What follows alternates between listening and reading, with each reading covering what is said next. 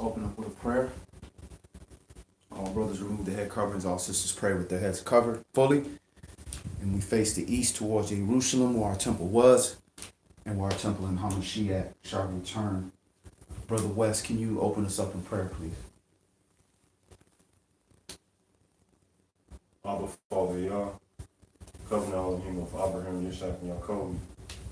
We thank you, Father YAH, for allowing us to see another one of your holy Shabbats, Father YAH. And we ask you, Father YAH, first and foremost, that your spirit be upon us, Father YAH, so that we may rightfully divide your word, Father YAH, and speak in truth, Father YAH. And that we read your words and speak your words and not our own, Father YAH. And we ask you, Father YAH, as we in the times that we're in, with all the stuff going on, Father YAH, with all these different stuff going on, and wars and rumors of wars, and amongst the many personal wars that we're also battling, we ask you, Father YAH, give us a heart to stay focused on you, Father YAH, throughout everything, Father YAH, and help us stay focused on making our hearts right before you, Father YAH. In Yahshua HaMashiach's holy mighty name we pray. Amen. Amen.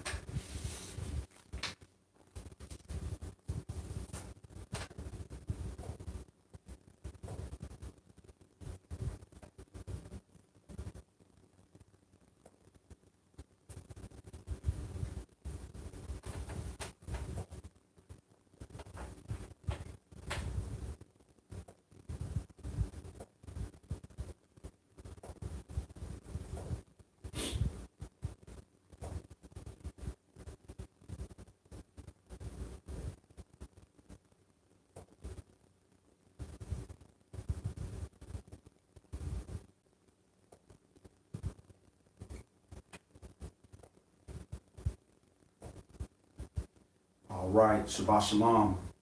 My name is YAH Yasharah. I'm Brother Wesley Yasharah. Shabbat Shalom. And we are the Savior Word of YAH Ministries. It's our weekly Shabbat study. The elders will be on hiatus today. Elder Ben Melik may come on a little bit later. Typically, we start around 10 o'clock, 10-ish. And the elders come on, and then we come on afterwards. Just want to talk a little bit about, before we get started, of what's going on. We see, once again, scripture being unfolded right in front of our eyes.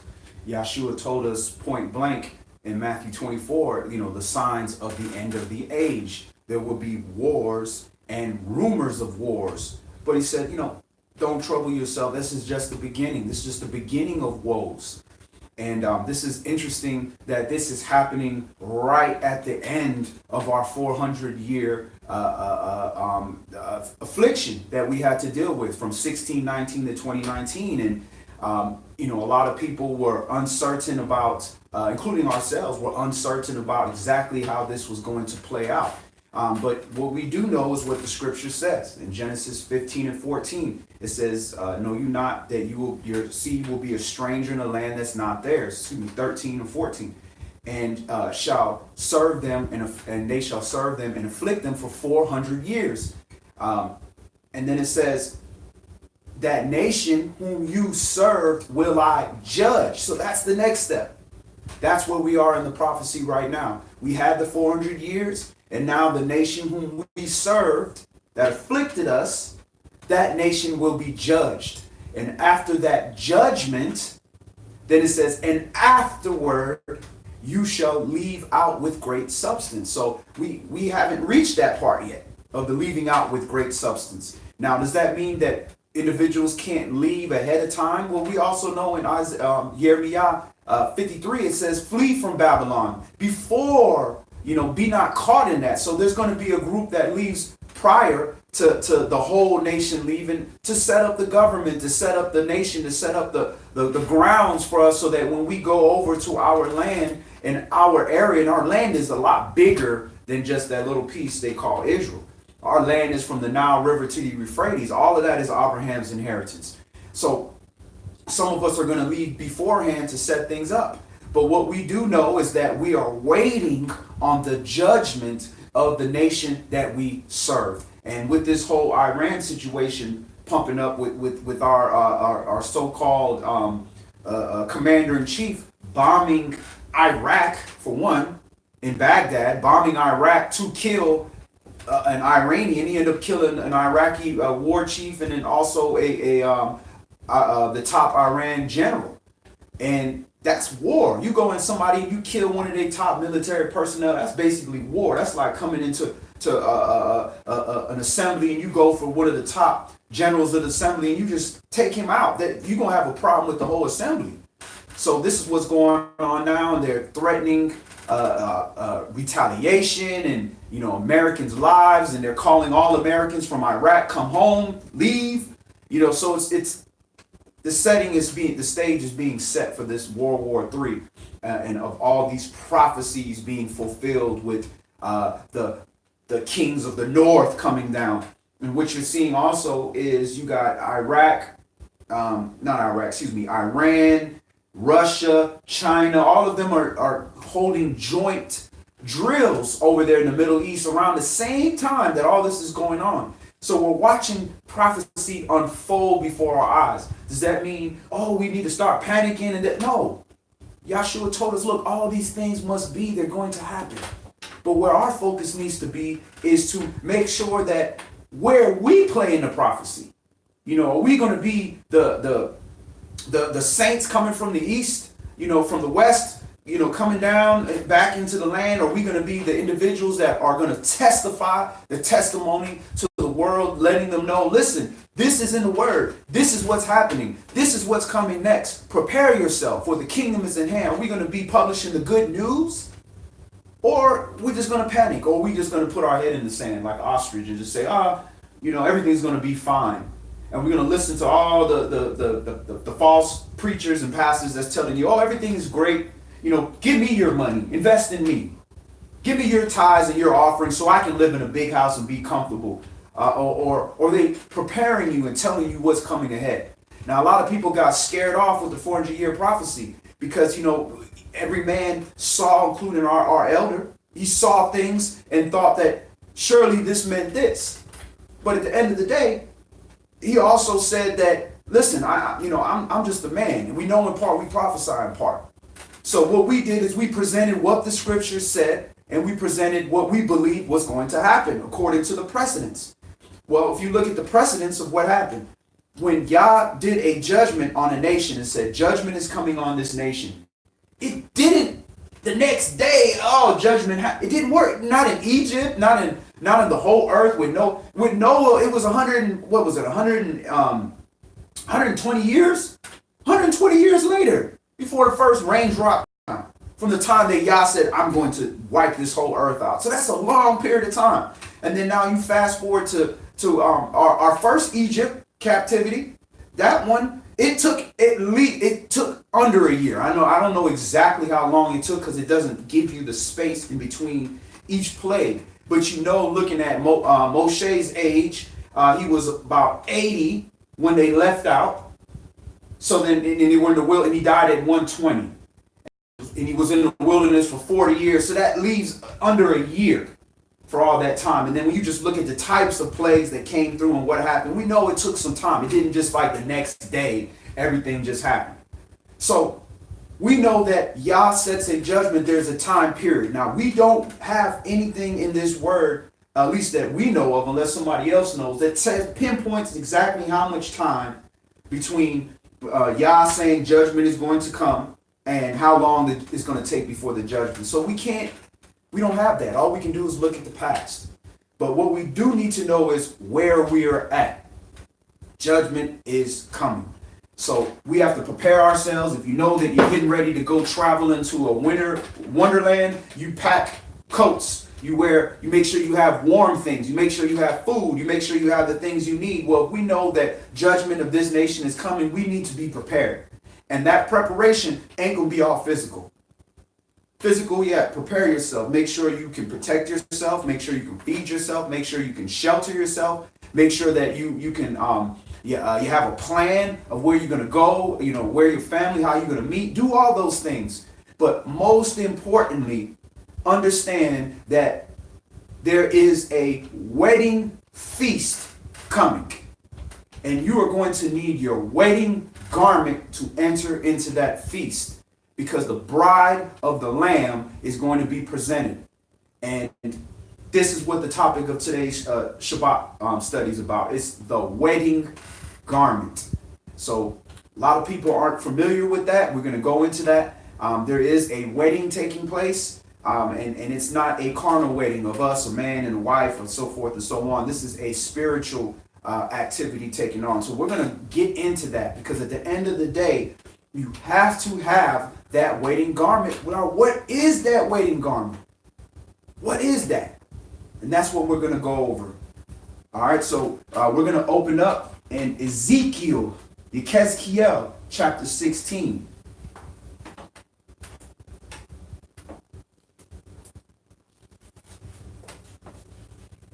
And Shabbat Shalom to my sister, Stephanie Hicks, and Yahanaya Yasharala. Good to see y'all, family.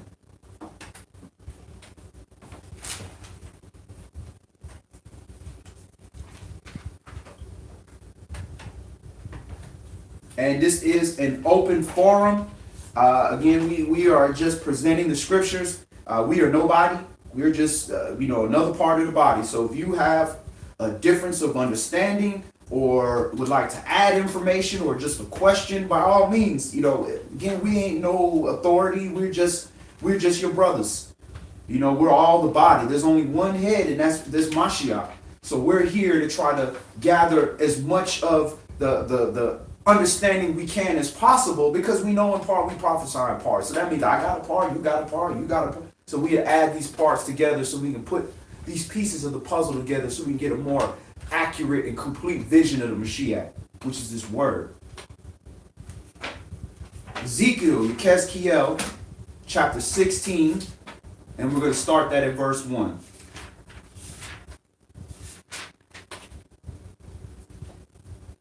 Again, the word of Yah came unto me, saying, Son of man, cause Jerusalem to know her abominations, and say, Thus says my sovereign Yahweh unto Jerusalem, Your birth and your nativity is of the land of Canaan.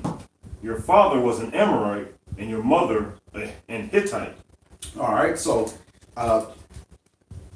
thus says Adonai Elohim unto Jerusalem, your birth and your nativity is the land of Canaan. So that's Israel. That's the land of Canaan. That's where we were born as a nation, as we came into that nation. Our birth and nativity is the land of Canaan. Notice he didn't say the land of Egypt. We became a nation when we came into our land, Canaan. And then it said your father was an Amorite, that's Abraham, and your mother a Hittite, which is the land. Your mother is a Hittite. That's the land. Go ahead. And as for your nativity, in the day that you were born, your navel was not cut, neither were you washed in water to supple you. You were not salted at all, nor swaddled at all. So, and when we were born as a nation, we were in our uncleanness. We were defiled. We were born in sin. Did my mother conceive me? This is what King David said. So And there was nobody there to wash us off, to clean us, and swaddle us. We weren't swaddled. We weren't covered. To be swaddled is to be covered, to be wrapped. We were naked. Go ahead. Ezekiel chapter 16 and verse 5. None I pitied you to do any of these unto you, to have compassion upon you. But you were cast out in the open field to the loathing of your person in the day that you were born. And when I passed by you and saw you polluted in your own blood, I said unto you, when you were in your blood, live. Yea, I said unto you, when you were in your blood, live. So he caused us to live. Yah lives. So he breathed his spirit on us. He took us and gave us life, and we began to live. That's the difference. We were all born in this nakedness. We were all born with our beast nature. All of us were born, and he's talking about our nation in specific. And then he caused us to be alive with his spirit, with his word. Go ahead. I have caused you to multiply as the bud of the field, and you have increased and waxen great, and you are come to an excellent ornament. Your breasts are fashioned, and your hair is grown, whereas you were naked and bare. All right, so we grew just like a baby. A baby is born with a little hair, little bald head, and little and undeveloped. And now he's saying his wife has grown. The maid has grown into a full, developed, beautiful woman. And this is our nation. We are not the man when it comes to us as a nation. We are the wife. We are the woman. We have to understand that concept. So every time we read about things where it talks about wives and how a wife is supposed to be, that is how we as men, as the priest and the head of the household, are to submit to our husband. And we're going to find out who our husband is. Go ahead. Now when I passed by you and looked upon you, behold, your time was the time of love, and I spread my skirt over you and covered your nakedness. Yea, I swear unto you and entered into a covenant with you, says my sovereign Yahweh, and you became mine. That's a marriage. That is a marriage. So this is who we are married unto. We are married unto YAH. He spread his skirt over us, his commandments, his kanaf. He spread his commandments over us, his righteousness, and he covered our nakedness. The nakedness of us being uncovered out here running around, hiding from the Most High, running from the law, running from righteousness. And Shabbat Shalom to my brother Darius, D7 Lee, good to see you, fam. Shabbat Shalom to my brother from another mother, brother Lucas Cool, good to see you, family. And Shabbat Shalom, Aki, Melvin Shelley, good to see you, family. Ezekiel chapter 16 and verse 9.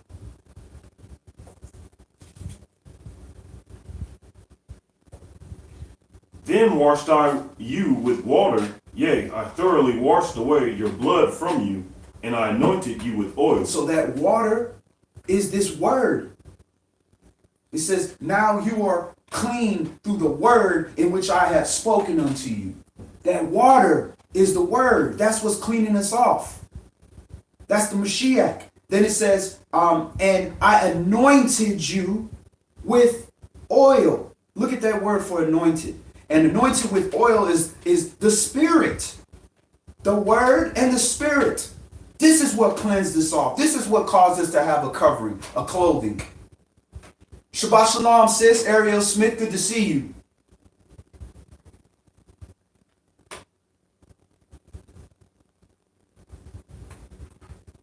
Anointed is H5480. Mashiach, right? Suk,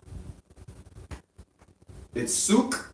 to anoint oneself, to properly to smear over, that is anoint root, to be poured.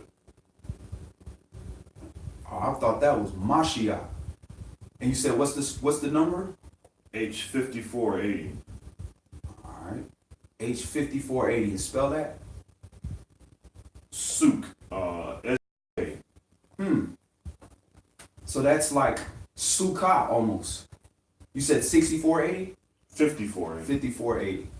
I wonder if that's the root for sukkah. Asuk, anointed, that is an oil flask in a pot. And that's from suk, to smear over, that is anoint. So that's the physical action of anointing that oil.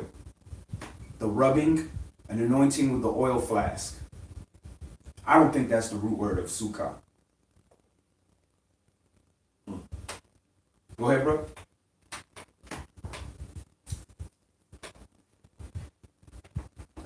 We're at Verse 10. Ezekiel's chapter 16 and verse 10. I clothe you with also with broidered work, and shod you with badger's skin, and I girded you about with fine linen, and I covered you with silk. So he clothed us. He gave us a covering once again. We were naked. He clothed us physically. He covered us spiritually. And when it says badger skin, if you look that up, that's not an actual badger. That's more like some kind of elk or some kind of clean animal. If you look at that definition, it's going to tell you that it's a clean animal. A badger is not a clean animal. And he covered us with silk. He gave us beauty for glory and for beauty. And that wasn't for the woman. That was for him, for his glory, for his beauty. And that's why when we dress and we represent the Most High, we dress for Yah's glory and his beauty. Go ahead, Al. I decked you also with ornaments, and I put bracelets upon your hands, and a chain on your neck. And I put a jewel on your forehead, and earrings in your ears, and a beautiful crown upon your head. Thus were you decked with gold and silver, and your raiment was of fine linen and silk embroidered work. You did eat fine flour and honey and oil, and you were exceeding beautiful, and you did prosper into a kingdom. And your renown went forth among the heathen for your beauty, for it was perfect through my comeliness, which I put upon you, says my sovereign Yahweh, my Adonai Elohim. All right, let's stop right there. So that's how we started. That's how we started. Let's go to Isaiah. Go ahead, brother. This is a bit off topic, but would you say, is this an outline for taking a wife, or kind of like a duty in the sense that you should do? Absolutely, you're supposed to cover her. You're supposed to, help clean her up. You're supposed to do these types. You're spreading your skirt over her. You're covering her nakedness. You're making a covenant with her. Go ahead. So I read that I believe it was someone said the bare minimum of husband is to like the bare necessity would be to clothe your wife, I believe to be able to feed her, and also provide a house. Absolutely, you have to provide for her. You got to understand that this woman is in her father's house, and that's what her father is doing. Her father is clothing her, covering her, feeding her, protecting her, teaching her, doing all these things. And now you're going to come into your brother's house, which is her father, and take her out of that house. What are you going to take her from? You're going to take her and put her in a situation worse than what she was in? You got to cover her. Now, understand, we are in a captivity, the land of our captivity, at the end of our 400-year captivity. So it's not like we were in our land where you had a inheritance and your father passed down land to you, so you're not starting out as bare nothing. You have something, you have guidance, you have elders, you understand her parents raised her in the proper culture, and then you're all now coming together and you're getting a fresh start. Nah, we in a whole different situation. Marriages in captivity is a whole different situation. But ultimately, this is the framework, the blueprint that we should be able to provide. We got to be able to feed, just like if you have children. It's no different. You're going to have kids, you got to do what you got to do. You got to make sure you provide so that you all ain't in the street. You have somewhere. Now, preferably, you want to have your own place. Absolutely. But what if you're not in a position to have your own place and you got to, shack in a room or you have to stay with a relative? Well, you do what you need to do. But preferably, you want your own land. You want your own kingdom is what you want, preferably. But at minimum, you have to be able to cover your woman. You got to be doing something to make sure that you can ensure that she's receiving these things. All right, so we're going to move on. Let's go to YAH, Isaiah chapter 54. Isaiah, YAH, chapter 54. And we're going to look at this marriage.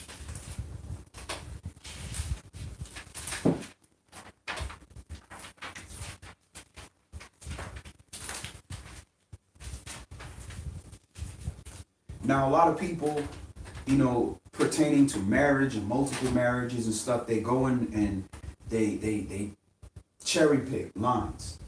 Like, especially regarding multiple wives and this, that, and the other. And then they read one line and see, if you do this, if he takes another wife, he's got to do this. First of all, again, if we stress anything here with Savior Word of Yah is line upon line, precept upon precept. Here a little, there a little. Read in context. Read the whole chapter. Read what they're talking to. The beginning of the chapter usually will tell you, who am I talking to and what is this pertaining to?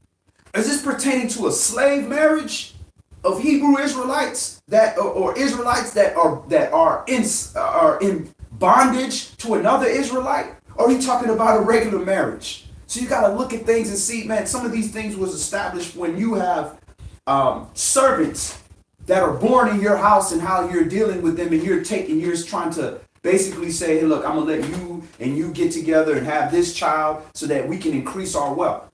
You got to look at things in context. So we're at YAH, Isaiah chapter 54, and let's start this at verse 1.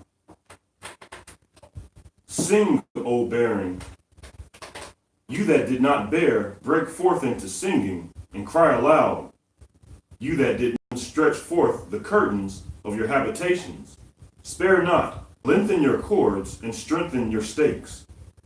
For you shall break forth on the right hand and on the left, and your seed shall inherit the Gentiles, and make the desolate cities to be inhabited. So if our seed is going to inherit the nations, the Goyim, then how are everybody going to die except for Israel? What are we going to inherit? Some ashes? Some bones? The doctrine don't add up.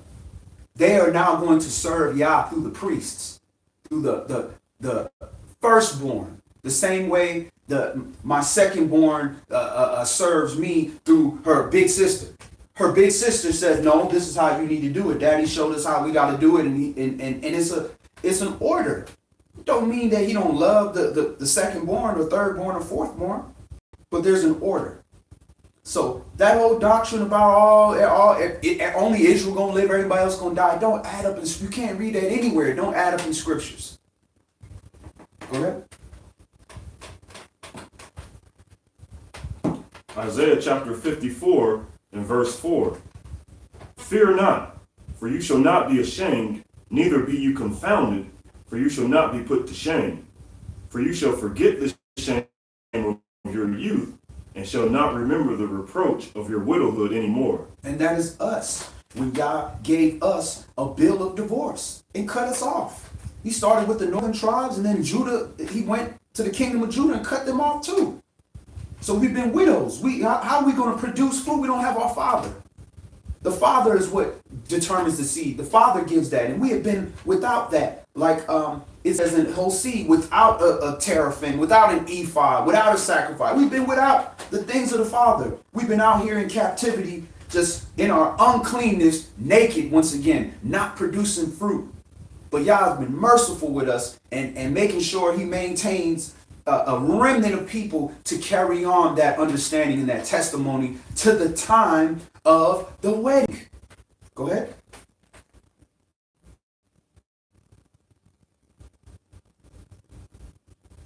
Isaiah chapter 54 and verse 5.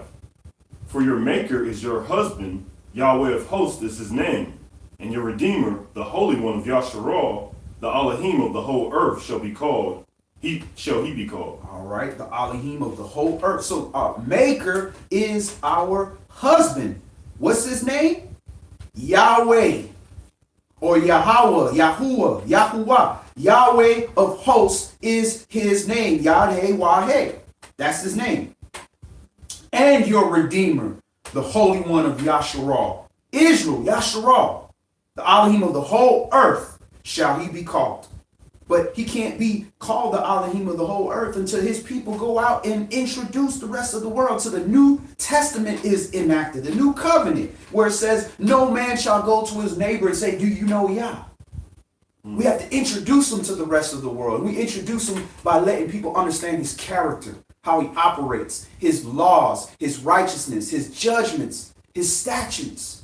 So I got a question. Go ahead. So we see here in verse 5, it says, for your maker is your husband. And I was thinking, okay, well, we know that the woman was taken from the rib of the man, and she was made and formed by that rib. Right. And so does that imply that the woman's purpose is inherently within her husband or within a man as well?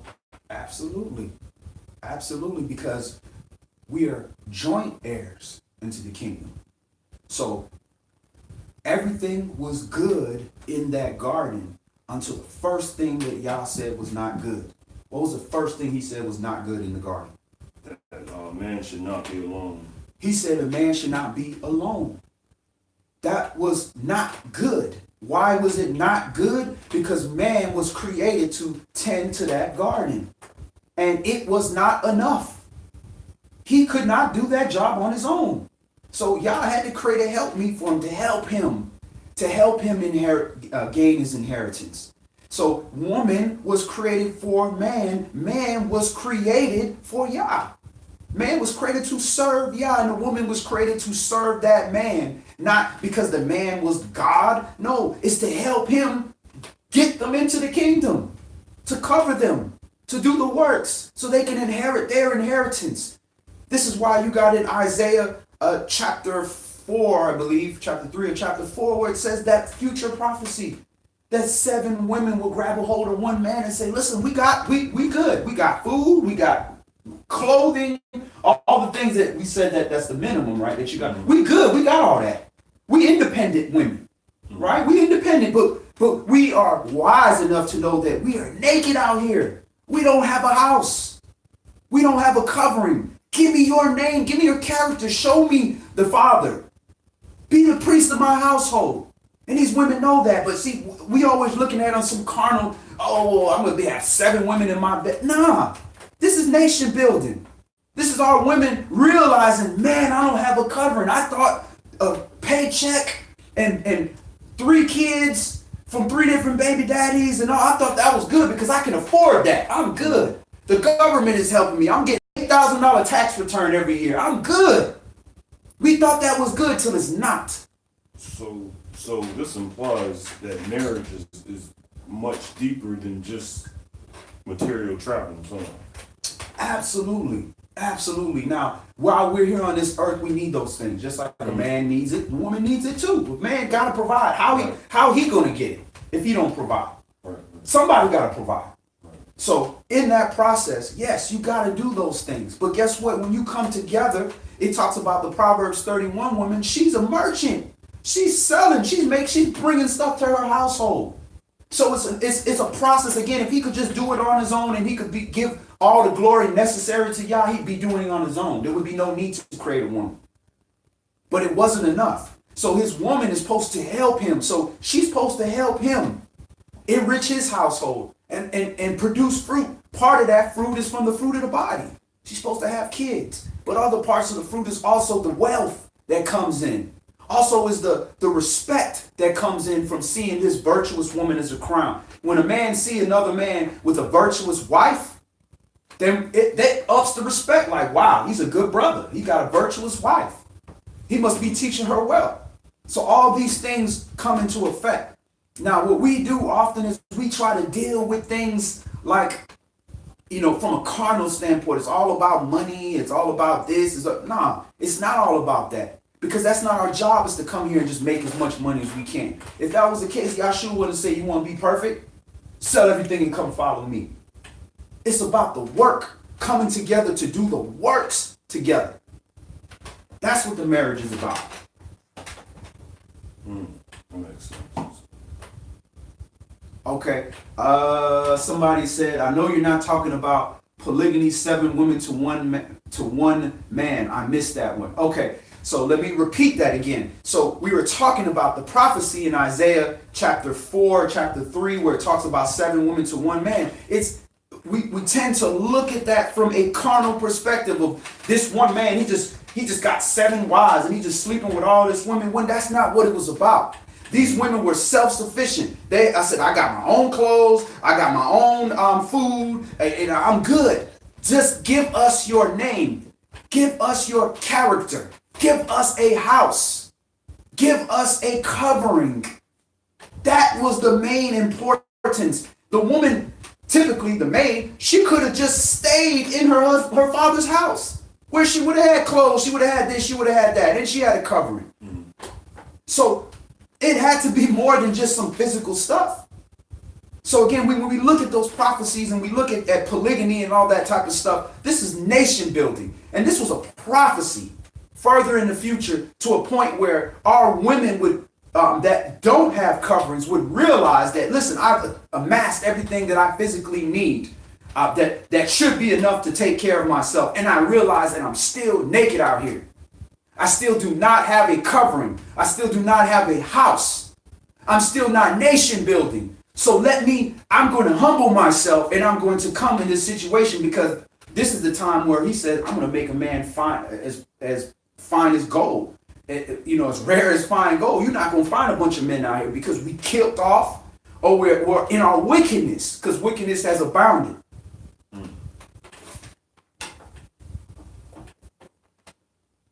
And Shabbat Shalom says, Gishi Cole, good to see you.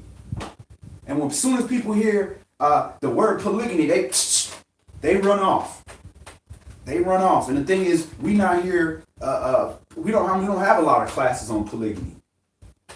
We just don't have a lot of righteous examples. That's just the way it is. But if it's a part of our culture and a part of our history and our future, we're going to cover it when it's applicable. But we're not going to sit here and try to pump polygamy or knock polygamy down. I'm not going to knock. First of all, I'm not qualified to judge any of y'all's laws to say it's a righteous law or it's not a righteous law. We're just here to look at what is stated and how is it done and should it be done properly. Should that be the calling in your life? It's not the calling in my life. Or I'd have multiple wives. I don't. That's not the case. I can't speak on another man's household. Right.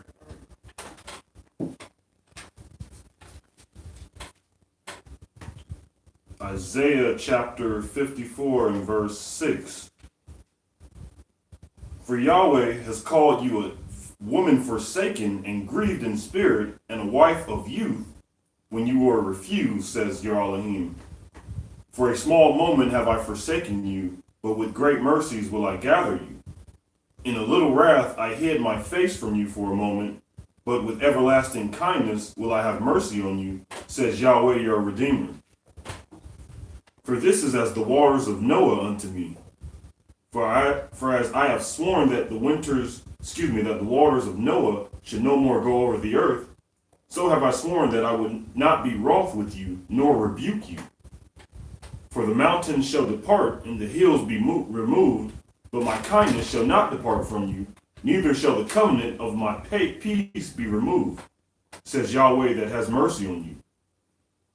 O you afflicted, tossed with the tempest, and not comforted, behold, I will lay your stones with fair colors, and lay your foundations with sapphires. And I will make your widows of gates, and your gates of carbuncles, and all your borders of pleasant stones. And all your children shall be taught of Yahweh, and great shall be the peace of your children. All right, so in verse 7, it says, for a small moment I have forsaken you, but with great mercies will I gather you. So that's the small moment that we went through, where we were forsaken. And it's just like when you are teaching your child to ride a bicycle and they're riding and you let him go. And they're like, oh. For that small moment, they feel forsaken. But you was there the whole time. Even if they fall, guess what? You there. You didn't say, go on down the street and go inside and go cut the game on and whatnot. You was out there with them. So that's how the Father been with us. He threw us out there for our own good. And it seemed like he forsaked us, just like Yahshua, when he was on the torture stake, he felt like, like he was being left alone. And when he was praying, he felt like he was left alone, but the Father was always with us. But with great mercies will I gather you. Will I bring you back? So this is the stage that we're at right now. This great mercy is about to come on us. So we don't talk about that enough. We talk about, the judgment and this, that, but during that judgment, it's going to be great mercy that gets us out. Even to the point where he's even bringing the rebels out. He said, I'm going to gather all of you from your nations, not just the United States, all the nations where you gathered, and I'm going to bring you to the border of Israel, because he's not going to just walk us in Israel. We're not cleansed. We're not clean enough. He got to burn that Babylon off us in the wilderness. Then when he brings us in the wilderness, then he's going to purge out all the rebels. So it's great mercy just bringing us out that we don't get judged in this country for cleaving on to the wickedness of this country. Go ahead and finish that up, Bob. Isaiah chapter 54 and verse 11. O you afflicted, tossed with tempest, and not comforted, behold, I will lay your stones with fair colors, and lay your foundations with sapphire.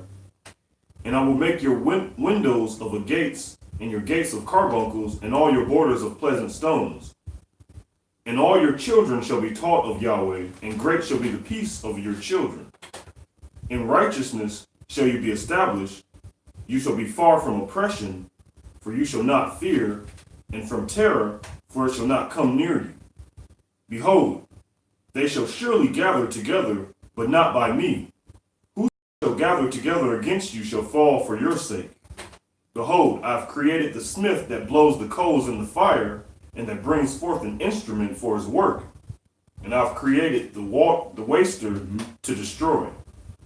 No weapon that is formed against you shall prosper, and every tongue that shall rise against you in judgment you shall condemn. This is the heritage of the servants of Yahweh. This is the heritage of the servants of Yah. This is what we are trying to inherit. This is our inheritance. Inheritance comes with your heritage. Didn't he say, I will cause you to discontinue from your heritage? That was a curse. That was a forsake that happened to us, to the point where we didn't even know who we were as a people. If you don't know who you are as a people, how are you going to know to claim your inheritance? Right. But this is our heritage. We didn't lose it. It says, for a moment I forsake you. For a moment I put you out there and you was naked. But I wasn't going to let you out there freeze to death. No weapon formed against you shall prosper. Every tongue that shall rise against you in judgment, you shall condemn. This is the heritage of the servants of Yah. Who are you serving? What's the heritage of the servants of the adversary, the devil? What's their heritage? Lake of fire. That's their heritage if they don't repent. And their righteousness is of me, says Yah. Their righteousness isn't of themselves. Their righteousness is the character of Yah. That's why they say, just give us your name. Give us the character. Show us the Shem. Show me the Father. Teach me. Be a covering. That takes humility for somebody to do that. All right, so I finished that last piece up. Let's go to Hosea chapter 2. Hosea chapter 2.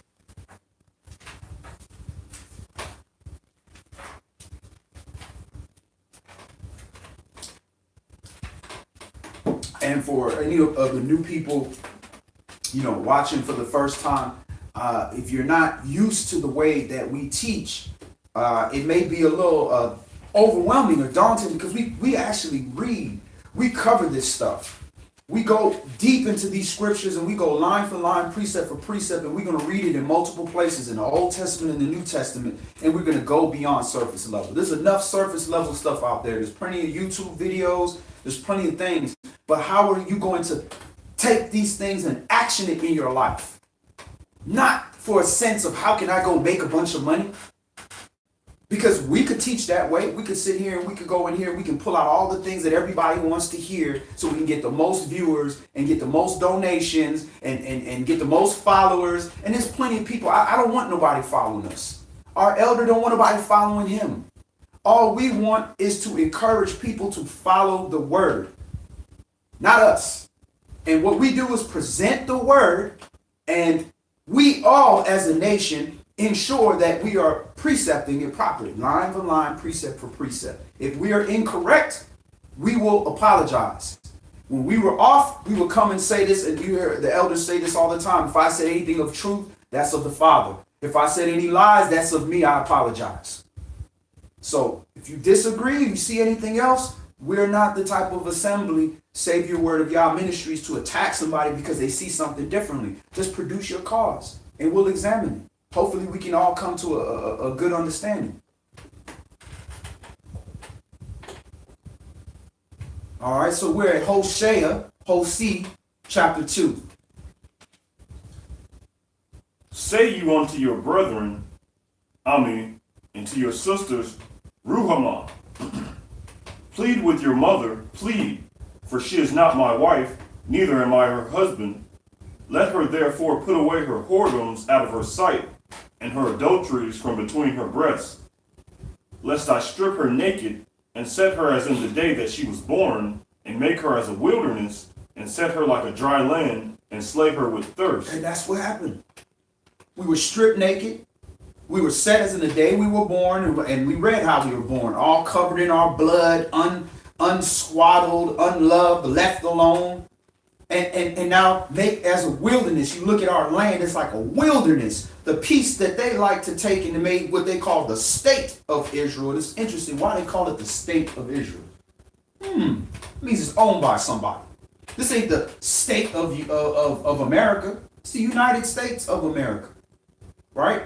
So it's a wilderness. Now you go out to the real Jerusalem, it's a wilderness. It's desert. And set her like a dry land. And that's what it is, a dry land. They gotta pump in salt water and desalinize it, and they gotta steal water from the Jordan River and funnel. That's why Jordan's all dried out. And we're slaved with thirst because we have nobody to give us the living waters. We've been slaved with thirst. We've just been given this religion, church, religion. Go ahead, Al. Hosea chapter 2 and verse 4. And I will not have mercy upon her children, for they be the children of whoredoms. For their mother has played the harlot. She that conceived them has done shamefully. For she said, I will go after my lovers that give me my bread and my water, my wool and my flax, my oil and my drink. So I'm going to go after my lovers because I'm crediting these other people for giving me physical things. When it's YAH that provides for us, it don't matter. Just like, when you're talking about a husband providing a house and food for his wife, yeah, he's physically doing work, but it's YAH that's providing for them. How many husbands out here in this captivity trying to look for work? Doing whatever they got, college degrees and master's degree, all kind of things, can't find work. YAH's providing for them. And then now the system might provide some food stamps, this, that, and the other. And now we gonna go, the wife wants to go after the nation, wants to go after the government, and wants to side with the government because they giving us this, they giving us that. We're gonna go after these religions because they're donating this, they're donating that. When it's YAH that's providing, they're just vessels that are providing this. And this is why I said I'm not going to have mercy on her children, because we are those children of whoredom. It's our parents that taught us this. I'm first generation Israelite. My parents didn't teach me who I was. My parents didn't show me. They did the best they could in Christianity. And praise YAH, at least got that. At least I got a foundation in Mashiach. But they couldn't teach me these things. So I grew up and I taught my children whoredoms. Then I had to go back and say, nah, let me fix this. Let me change this. Is wrong. Daddy was wrong. That's the first step. If you can't go in front of your kids and your wife and your family and say, look, daddy was wrong. We've been worshiping the adversary of the devil. Then how you gonna be a leader and go in front of your people? Go ahead. Verse 6. Therefore, behold, I will hedge up your way with thorns and make a wall, that she shall not find her paths. And she shall follow after her lovers, but she shall not overtake them. And she shall seek them, but shall not find them. Then shall she say, I will go and return to my first husband, for then it was better with me than now. So that's us. We go into all these different religions. We go into and he's comparing this to a woman. All this is saying not to knock women, because we the women, that this is the comparison about us as a nation. So now you have, he's talking about a woman here who's going after all her lovers, and they're giving whatever they need to give to get what they want at the moment. Then they go into their real families, they go into their real people, and they're leaving you out. And that's what we did. We go into every nation thinking, oh, you're going to help us, America. Oh, you're going to give us the United Negro College Fund, and then we left out. Yeah, we got the United Negro College Fund. We got the college degree. But then when we go get the job, they're looking at your resume. Oh, FAMU? Oh, he must be black. Nope. Quisha? Oh, she must be black. Nope. And we left out. So eventually, after being beaten down by the nations and the system, then we come back and we say, "Yeah, what's going on? God, what's happening here? Lord, what's happening?" And then now the communication comes back, because I forsake you for just a little bit, like we read in Isaiah 54, just for a little bit. But I'm here, and with great mercies will I gather you. And again, that's where we're at. We're at the stage of the judgment of this nation that we serve, and we are going to become a nation gathered. But guess what? You are not a nation until you are in your land. This is why I said your nativity was of Canaan. That's where you were born. Nation was born in the land of Israel. You're not the nation if you all over the place. So that's how we become a nation. We gather together, become New Jerusalem, and get to our land. And again, our land ain't just that little state that they call Israel. The inheritance is from the Nile River to the Euphrates. And Shalom, Marigia Canward, good to see you. Hosea chapter 2 and verse 8. For she did not know that I gave her corn and wine and oil and multiplied her silver and gold, which they prepared for Baal. Because we given all the credit to the Lord. Baal. Baal is Lord. Baal, the sun god. We giving all the credit. Oh, thank you, Baal. Thank you, Lord, for doing this. Yahweh like, hold up. Yahuwah like, whoa, what you doing? I'm the one that did this. I'm your husband. I'm the one that gave you gold and wine and oil and multiplied you. Just because one of my servants gave it to you, you want to worship them? Everything is Yah's servant.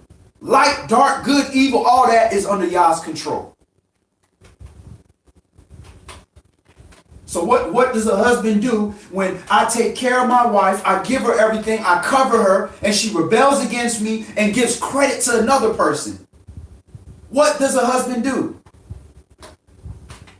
Verse 9. Therefore will I return and take away my corn in the time thereof, and my wine in the season thereof, and will recover my wool and my flax given to cover her nakedness. And now will I discover her lewdness in the sight of her lovers, and none shall deliver her out of my hand. Take all her stuff and strip her naked. And that's what happened to us as a nation. We've been stripped completely naked. And we are so prideful, we not realizing we walking around here butt naked. We have no clothes on. Nothing.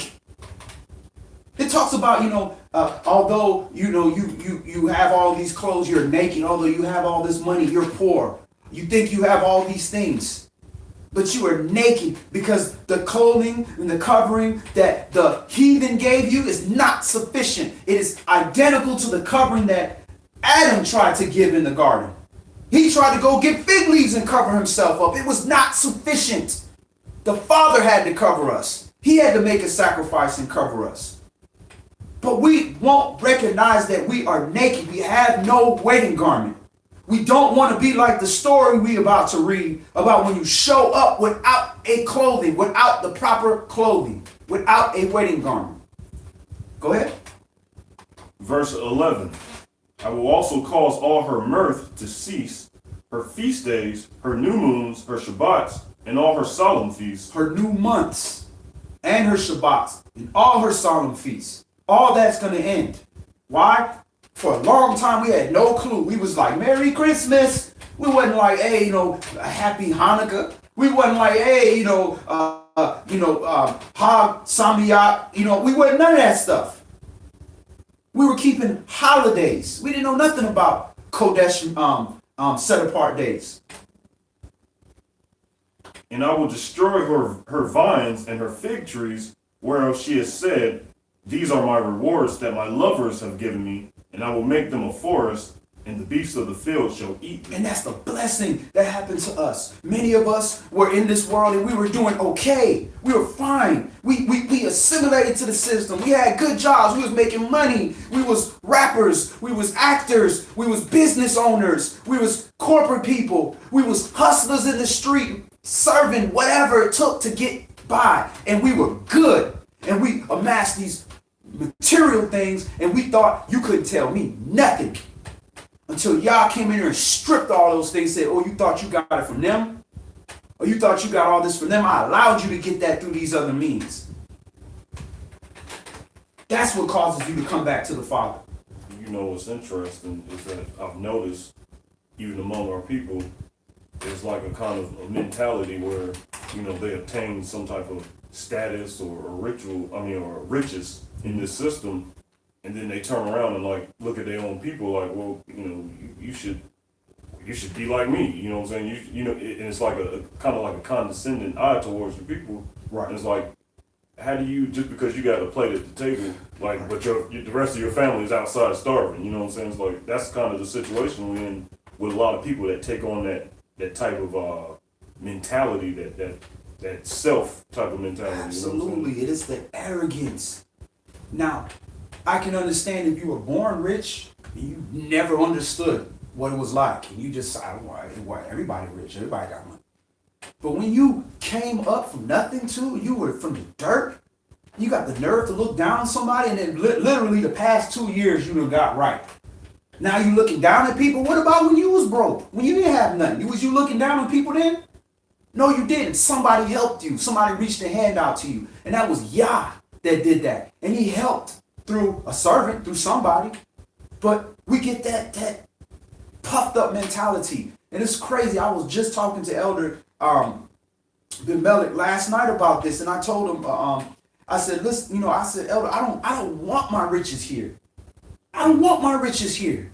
For what? How am I going to sit up here rich as ever in this big mansion with all these cars and all these things that I ever desired while my brother across the street starving to death? While I know I can't feed everybody, but I'm going to sit up here. I said, that's like Moshe. Moshe was sitting up in Pharaoh's house, second unto Pharaoh, king. You know what I'm saying? Well, not second, but a grandson of Pharaoh. And he's like, man, how can I sit up here and I see my people out here getting whipped and beaten and all that? How can I sit up here with all this money and all this jewelry and all this clothes and I'm looking on TV, see my people getting shot down? I don't want that. I don't want that. I don't want that on my conscience. That's me. That's my decision. I don't want that. That's why Yahshua said, oh, you want to be perfect, right? Then give up everything you have and come follow me. Come live the lifestyle I'm living. Die to self. Come do your real purpose, which is to serve the word. Serve Yah through the word. Go do your real purpose. You ain't doing that when you living in a lack of luxury. Does that mean he don't want luxury for us? Absolutely not. Because he told us what our heritage is going to be, where it's supposed to be. Now, if Yah chooses for you that you are going to be on that higher level of success, that is a dangerous test. You better be that man that couldn't fill up his barn and don't build another barn. You better be taking that money and distributing that and saying, well, obviously he gave me this wealth so I can take care of my nation and help my nation grow. If you ain't doing that, you losing the test. You lost. Hosea chapter 2 and verse 13. And I will visit upon her the days of Baalim, wherein she burned incense to them, and she decked herself with earrings and her jewels, and she went after her lovers and forgot me, says Yahweh. Now that's our culture. When we were in a union with our wives, we put an earring on them and we put bracelets on them. They got jewels. That's how we, the ring is Roman. That's Roman. Now, I'm not against it. I mean, this is where we live. It's not pagan. I don't believe, from at least my understanding, it's not pagan where you're worshiping another god. But that wasn't our culture. This is our culture. So we are now doing the thing that we were supposed to be doing to Yah, we doing it to Baalim, which is the plural of Baal. Multiple false sun gods. The god of the Amorites, the god of the Hittites, the god of the Jebusite, the god of the Canaanite. We doing all these other gods, and we married on to them because they giving us some jewels that ain't worth nothing. So what does a man do? A man will cut your behind off. He will cut your behind off and send you on your way, you harlot. You lucky we're not going to stone you. That's what a man will do. But look at the mercy of the Most High. Go ahead. Hosea chapter 2 and verse 14. Therefore, behold, I will allure her and bring her into the wilderness and speak comfortably unto her. All right. So he said, I will allure her. So he see his wife over there playing the harlot. And any man is going to want to destroy the woman, the man, everything, everybody, witnesses. A man's jealousy is on a whole nother level. Yeah, and he gets that from Yah. Because Yah is jealous. But Yah saying, no, I'm going to lure her away because she don't know any better. She's ignorant. She think that this is where it's at, but she's going towards death. And I covenant, I'm going to lure her and bring her into the wilderness. I'm going to call her away from all that confusion and bring her in a quiet place that I can talk to her. And usually when Yah talks to us or pleads with us, that's a different way. That is a tumultuous way. Great affliction and tribulation. But here he said something different, which is interesting. My first time seeing it like this. He said, and I'm going to speak comfortably unto her. Sometimes when you got a rebellious child, or you got a rebellious wife, or a rebellious husband, or whatever the case may be, and you coming at them and you whooping them with a rod, trying to keep them in place, and they won't stay in the order of the Most High.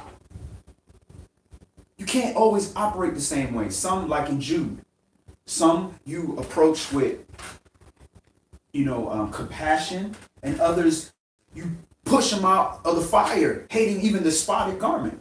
So in this situation, Yah is saying, Lord, look, I can't just keep beating on her like this. Let me pull her, call her to the side, and let me speak comfortably unto her. Let me tell her all the great things that I have for her. Let me give her show her.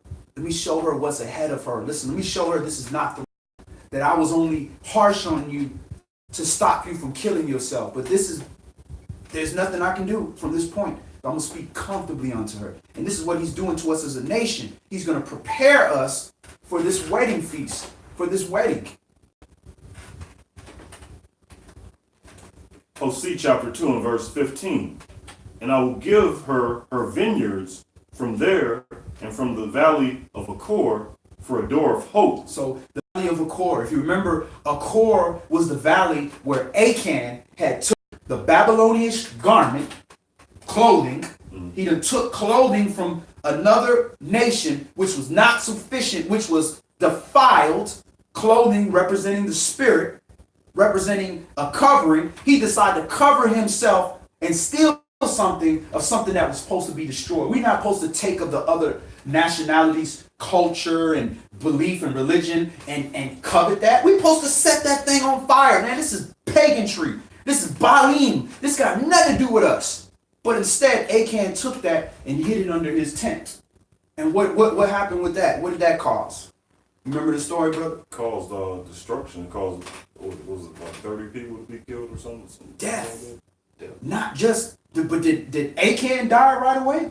No. He didn't even die. All the people died. Because you decide to take this clothing, this covering from Babylon, from confusion, a confusing doctrine, and bring it amongst your people. Because you wanted to covet something that nobody else has. And that represents that strange doctrine. You want to come out with Israel is really in Utah. What?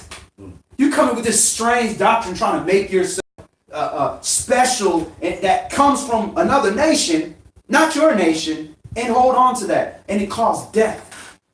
Now, Achan was thrown into that valley of Achor. Him and his family. To move on. So how is that hope? It's hope. Because if you let go of that strange clothing, that strange apparel in Zephaniah chapter 2, that strange apparel, then he will release that. He will stop the killing. He will allow you to continue on into your land, into your heritage. Go ahead. Continuing Hosea chapter 2 and verse 15. And she shall sing there as in the days of her youth, and as in the day when she came up out of the land of Mizraim. And it shall be at that day, says Yahweh, that you shall call me Ishi, and shall call me no more Baali. Husband, and no more Lord.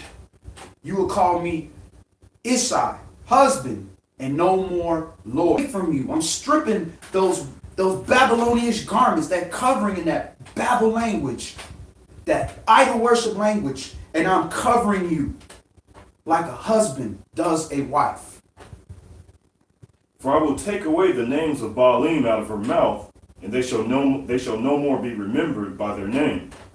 And in that day I will make a covenant for them with the beasts of the field, and with the fowls of heaven, and with the creeping things of the ground, and I will break the bow of the sword and the battle out of the earth, and will make them to lie down safely.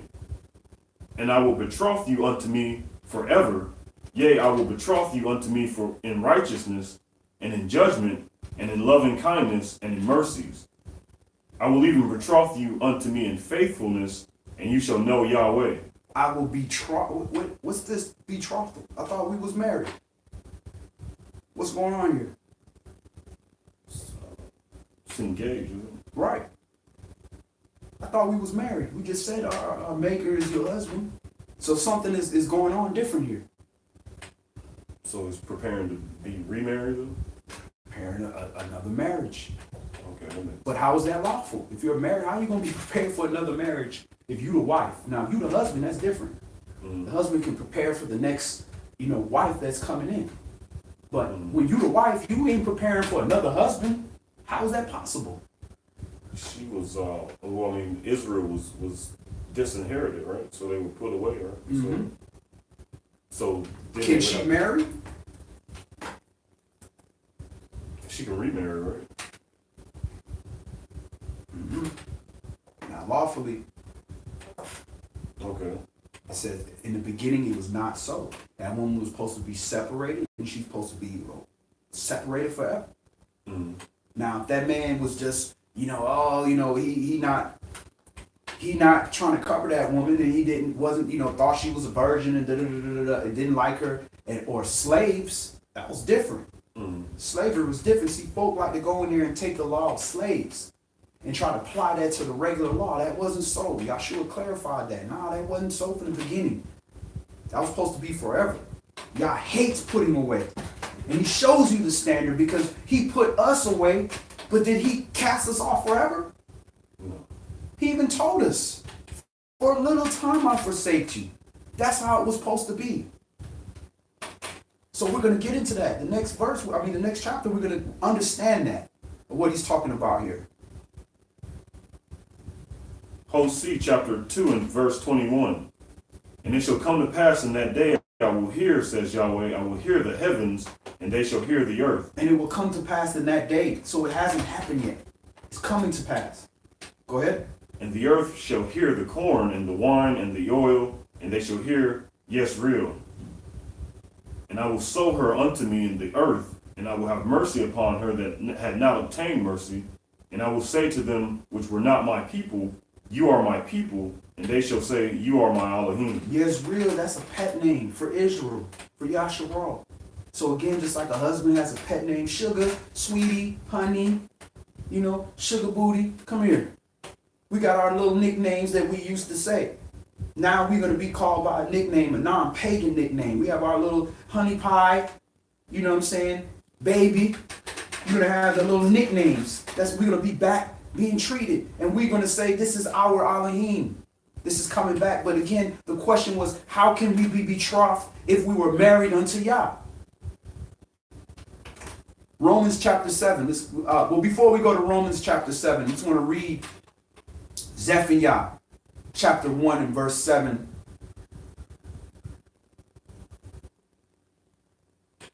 We're going to read Zephaniah. Here, I'll read it real quick. So Zephaniah chapter 1 and verse 7, it says, hold your peace at the presence of the Adonai Elohim.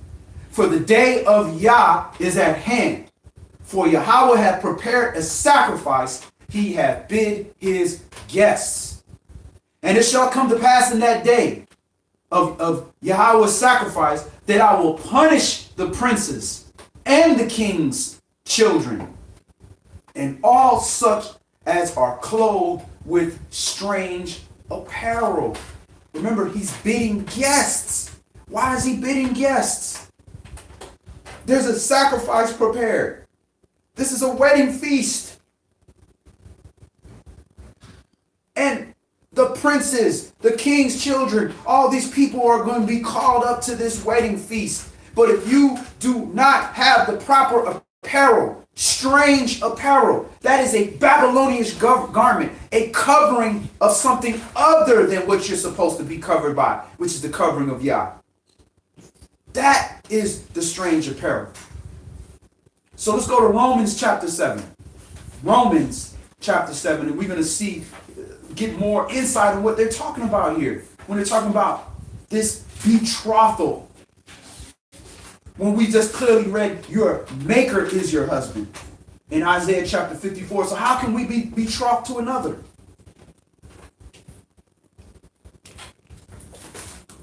Hey, Shabbat Shalom. Good to see you. Shabbat Shalom. Shabbat shalom.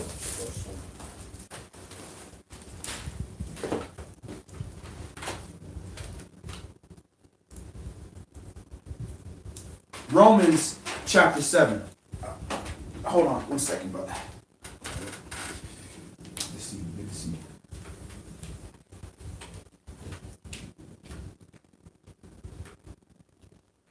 Kylie, come on downstairs.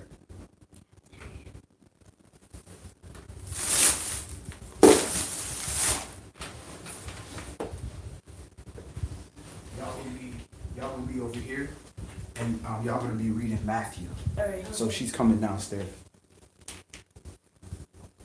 Romans chapter 7. And before we go into that, we about to read, we just read in Hosea chapter 2, where Yah said, I will betroth you unto me forever. Do y'all understand what a betrothal is? No. Okay, betrothal is an engagement for marriage.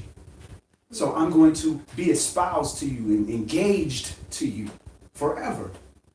But who is Israel married unto? Shabbat Shalom, brother. Shabbat shalom. Who's Israel married unto as a nation? Who are we married unto? They're coming out. Yeah. We married unto Yah. Absolutely. And that we covered that in Isaiah chapter 54, where he says, your maker is your husband. So if we are married unto Yah as a nation, how can we be betrothed to somebody? How can we be engaged to somebody if we, as a wife, like your mom, is married unto your dad? How can she be engaged into another? Is that lawful? No.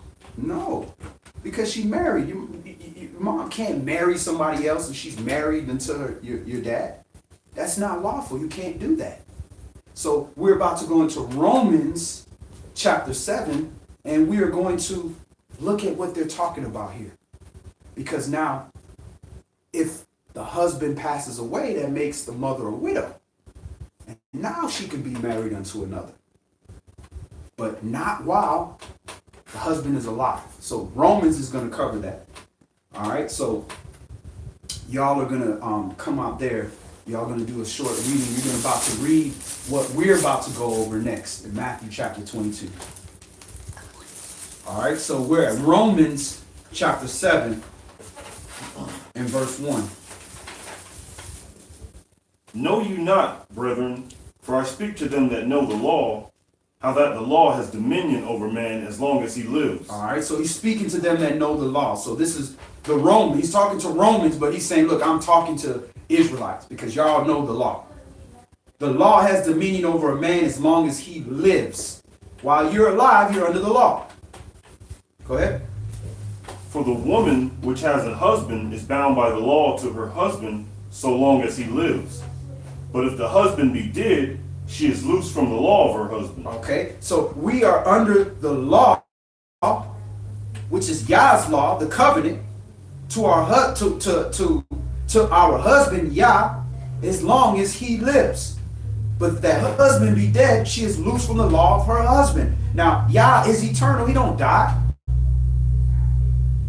So, this covenant that we made with the Father, in order for us to be freed from that first part of that covenant into the new covenant, there has to be a death of the husband. Go ahead. So then, if while her husband lives she be married to another man, she shall be called an adulteress. But if her husband be dead, she is free from the law, so that she is no adulteress, though she be married to another man. All right, so you had Mashiach come in the flesh, representing the Father, being the Father in the flesh, the Son, the Word, and the Lamb. So this is what the two things, the first under bondage with Hagar, and then the second one under Yitzhak. Two different. Go ahead. Wherefore, my brethren, you also are become dead to the law by the body of Mashiach, that you should be married to another, even to him who was raised from the dead, that we should bring forth fruit unto Elohim. So we are dead to the law of sin and death. That's what we're dead to. We're not dead to the law. So now can we steal? No. Can we kill? Can we lie? No. Can I go sleep with my mom? No. After that, you sound like an idiot. Anybody trying to tell you that you can do that. So that's not what that meant. But we don't do animal sacrifice. There's no more bloodshed. There's no more death penalty. Any death penalty, y'all gonna enact that judgment. It's not us to do that. So this is the law that we are being dead to. The law of sin and death. We were free from that. We are widowed. But Yah said, I'm going to betroth you. Don't worry, when that happens, I'm going to betroth you into something original from before that. Go ahead. For when we were in the flesh, the motions of sin, which were by the law, did work in our members to bring forth fruit unto death. But now we are delivered from the law, that being dead wherein we were held, that we should serve in the newness of spirit, and not in the oldness of the letter. The oldness of the letter is just the blood aspect. That's it. We're not being, it was old way to steal. Now it's cool. Just don't steal from your honor amongst thieves. Don't steal the stuff that I stole that we stole together. No, I don't mean that. The law of sin and death, we're being freed from the law of sin and death. That's what we're being delivered. So serving the newness of the spirit, I don't have to kill an animal to repent. I can be humble and contrite, and I can be covered under the blood of the Mashiach, under his sacrifice, because that freed me from that law of sin and death. I can't cheat this new system. But guess what? If I don't get that garment, that wedding garment, that spirit, that covering, I'm going to be in strange peril when it comes to that feast. Like we just read in Zephaniah chapter 1, that strange apparel. We don't want to have that strange apparel because we're not going to be able to come into that new wedding feast and that new marriage. Go ahead. What shall we say then? Is the law sin? Certainly not. Nay, I had not known sin but by the law, for I had not known lust, except the law had said, you shall not covet. But sin, taking occasion by the commandment, wrought in me all manner of concupiscence, for without the law sin was dead. For I was alive without the law once, but when the commandment came, sin revived, and I died. And the commandment which was ordained to life I found to be unto death. For sin, taking occasion by the commandment, deceived me, and by it slew me. Wherefore the law is holy, and the commandment holy, and just and good. Okay, so for our sin, taking occasion by the commandment, deceived me, and by it slew me. And it deceived us because we thought, oh, okay, the law says don't do this, but if I do this, go do this animal sacrifice. So I'm righteous because I completed the law. Like it was step 1, step 2. Step 1, do the transgression. Step 2, do the animal sacrifice. That's what we believed. Go ahead, brother. Romans chapter 7 and verse 13. Was then that which is good made death unto me? Certainly not.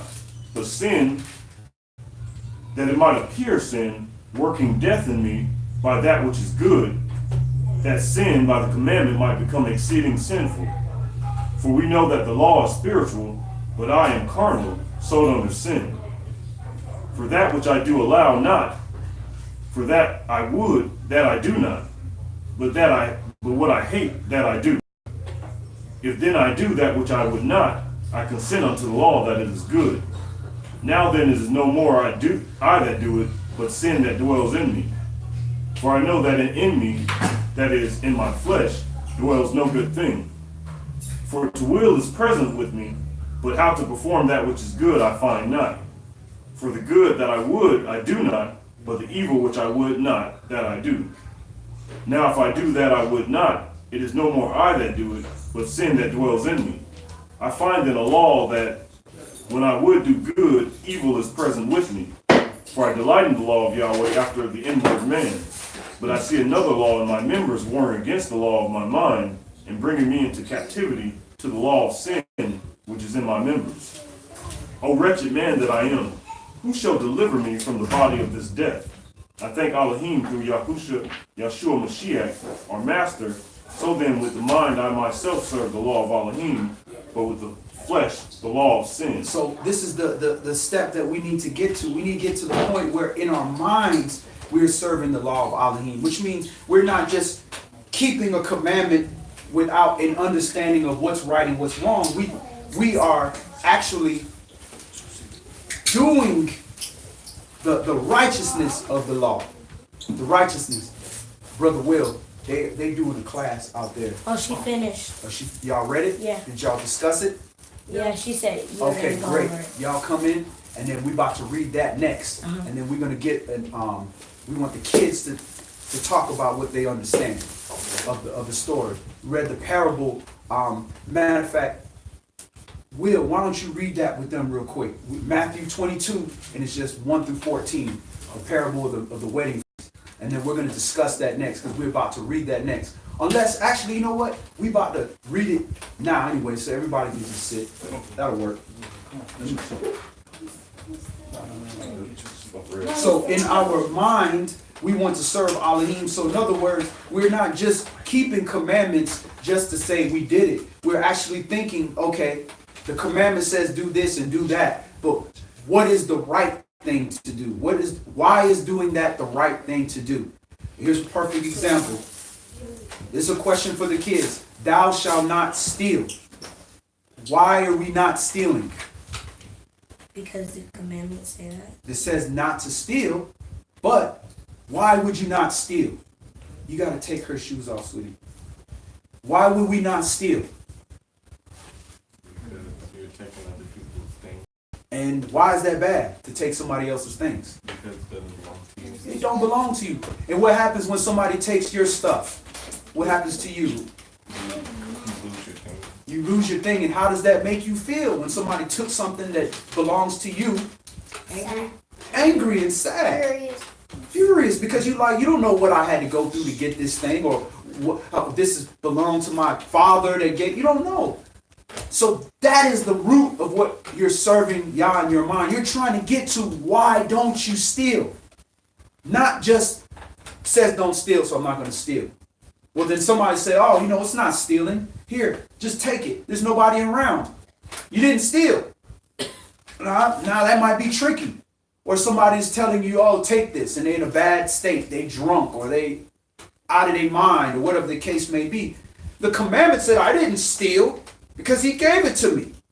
But if you understand what you're trying to do, I don't want to take something that doesn't belong to me with somebody not really wanting to give that to me. They're passed out, or they're not in their proper mind, or they're sad, or they're hurt, and they're just, they got kicked out of their house, whatever the case may be. You're serving Yah in your mind because you're saying, I want to do the right thing. And the commandment is the foundation that we build on. Oh, we know we don't want to steal. And we don't want to steal because we're taking something from somebody that's going to hurt somebody's feelings that doesn't belong to me. Now I can apply that properly. Whereas the old law was don't steal. And then that's step. I stole. That's step one. Step two is do an animal sacrifice. So we were feeling we were righteous because we followed the steps. We stole, and after we stole, we paid a penalty. That was killing us. That's what we had to be freed from. That was under the first covenant. We flawed that. The covenant was perfect because it was supposed to get us to understand what we were supposed to do. But we, as a people, flawed that. So now we're going to go into Matthew chapter 22, the wedding feast. So this is the short parable that the kids were reading. Understanding is, y'all are innocent. Y'all are pure. Y'all are the closest to the Most High that we have in this room is y'all. Y'all the closest to the Father. Even though your parents and the adults, we have a better understanding of this word, best believe that we are trying to understand this word so that we can get back to how y'all are. Y'all are innocent. Y'all are pure. Anything that is bad in y'all, y'all learn that from us or y'all learn that from society. So we are trying to return unto that. So your perspective on this word and everything is going to be from a more pure perspective. And we have to unlearn that. So where y'all have the blessing is y'all coming in as these young children, y'all get to not learn as much wrong things as we learn because y'all are getting the foundation from the beginning to understand, wait a minute, I just learned something wicked, but I know that it's wicked because I learned this foundation. All right, Matthew chapter 22. Matthew chapter 22, and we're going to read verses 1 through 14. And Yahshua answered and spake unto them again by parables, and said, The kingdom of heaven is like unto a certain king, which made a marriage for his son, and sent forth his servants to call them that were bidden to the wedding. And they would not come. Again, he sent forth other servants, saying, Tell them which are bidden, Behold, I have prepared my dinner, my oxen and my fatlings are killed, and all things are ready. Come unto the marriage. But they made light of it, and went their ways, one to his farm, another to his merchandise. And the remnant took his servants, and entreated them spitefully, and slew them. But when the king heard thereof, he was wroth, and he sent forth his armies, and destroyed those murderers, and burnt their city. Then said he to his servants, The wedding is ready, but they which were bidden were not worthy.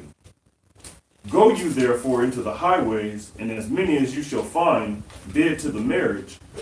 So those servants went out into the highways, and gathered together as many as they found, both bad and good, and the wedding was furnished with guests. All right, so here's what we have so far. So the Mashiach, the Messiah, he speaks to his people in parables for a reason. He said, it's given unto you to know the mysteries of the Father, the secrets of YAH, but to them it's not given. So that means it's going to be a spiritual thing for you to grasp and understand what these parables are talking about. It was given in a way that we would understand it as a people because this is how our culture and how we lived. So when we break this down, we understand it's not just a story like when you tell somebody a story. Parable means it's metaphoric for something. So when you're reading something that's metaphoric, everything represents something. Everything represents something. So we're going to break this down and we're going to see what these things represent. And when you understand what represents something, this helps you understand what the parable is talking about. So he says, the kingdom of heaven is likened unto a certain king. So when you say it's like to something, that's a metaphor. So the kingdom of heaven is like to a certain king, which made a marriage for his son. All right. So who is the king of heaven? Anybody? Yeshua. No, the king of heaven. YAH. YAH. YAH is the king of heaven. All right. And who is his son? Yeshua. Mashiach. Absolutely. Yeshua. So now you know what's representing. Kingdom of heaven is like a certain king. So this is what heaven is like. A king. A certain king, Yah, and a certain son, Yeshua. All right. And he sent forth his servants to call them that were bidden to the wedding that they should come. So Mashiach, Yeshua, is getting married, right? And he's sent his servants, the king's servants. So who are the king's servants? Angels. The Malachim, the angels. Those angels are spirits. And they go, and those angels went to prophets. Prophets are also the servants. Yah says, I don't do anything without telling my servants, the prophets, first. That means Yah don't do anything in this earth without telling our people first, the prophets. And that's why we read out of the laws, statutes, and the prophets. All right? So the prophets went out, and the angels went out through the prophets and called all the guests. And who would be the guests of the wedding?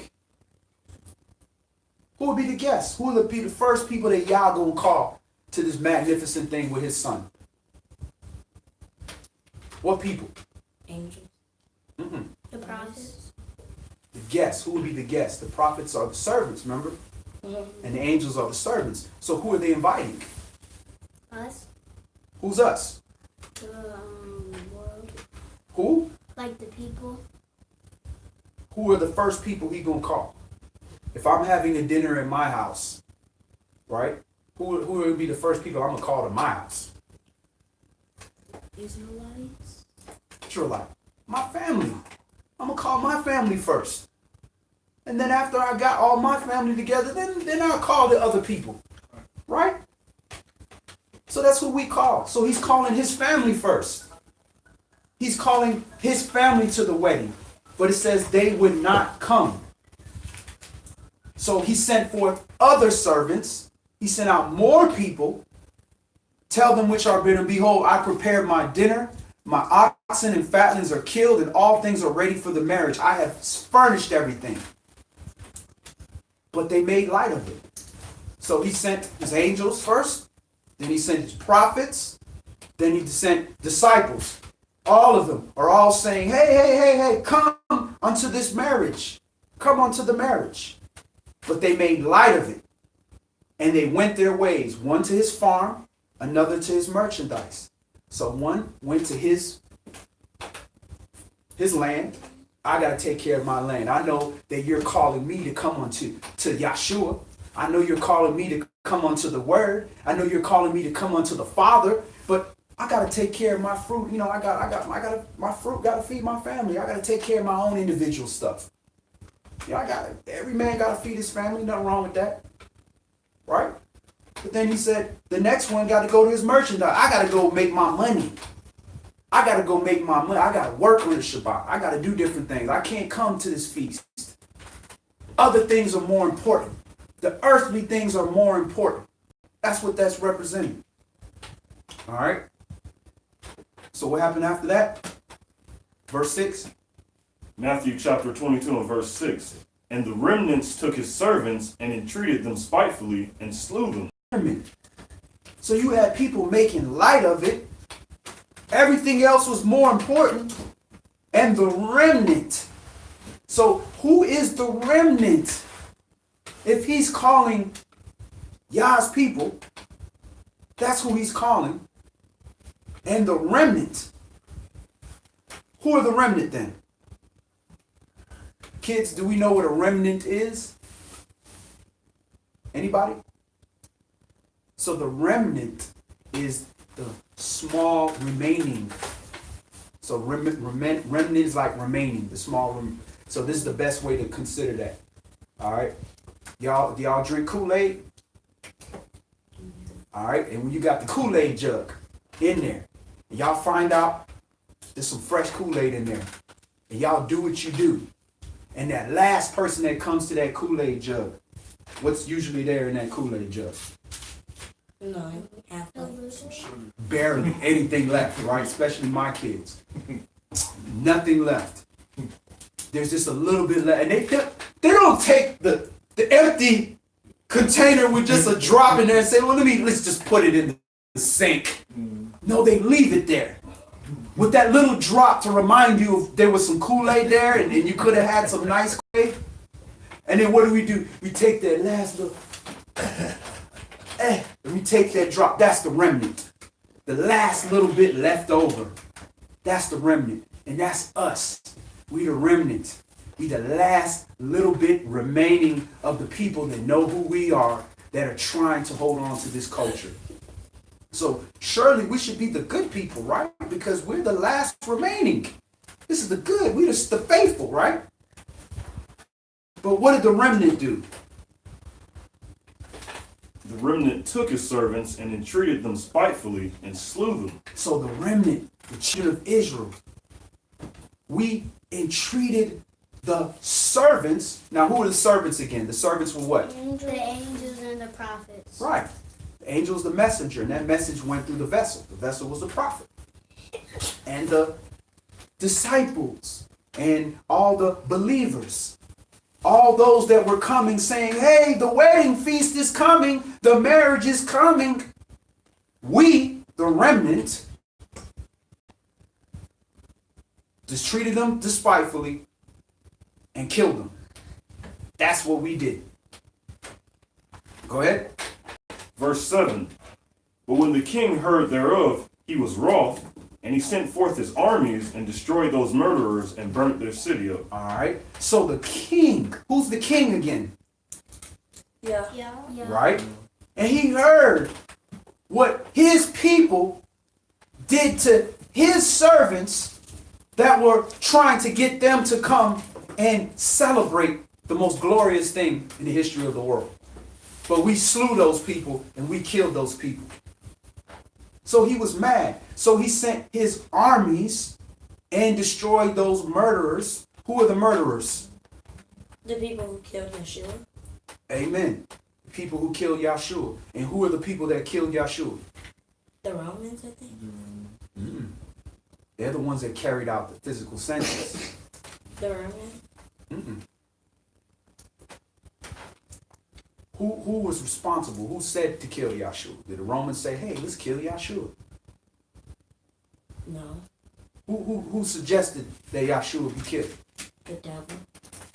The devil was part of it, but who are the people? What group of people? Are they Greeks?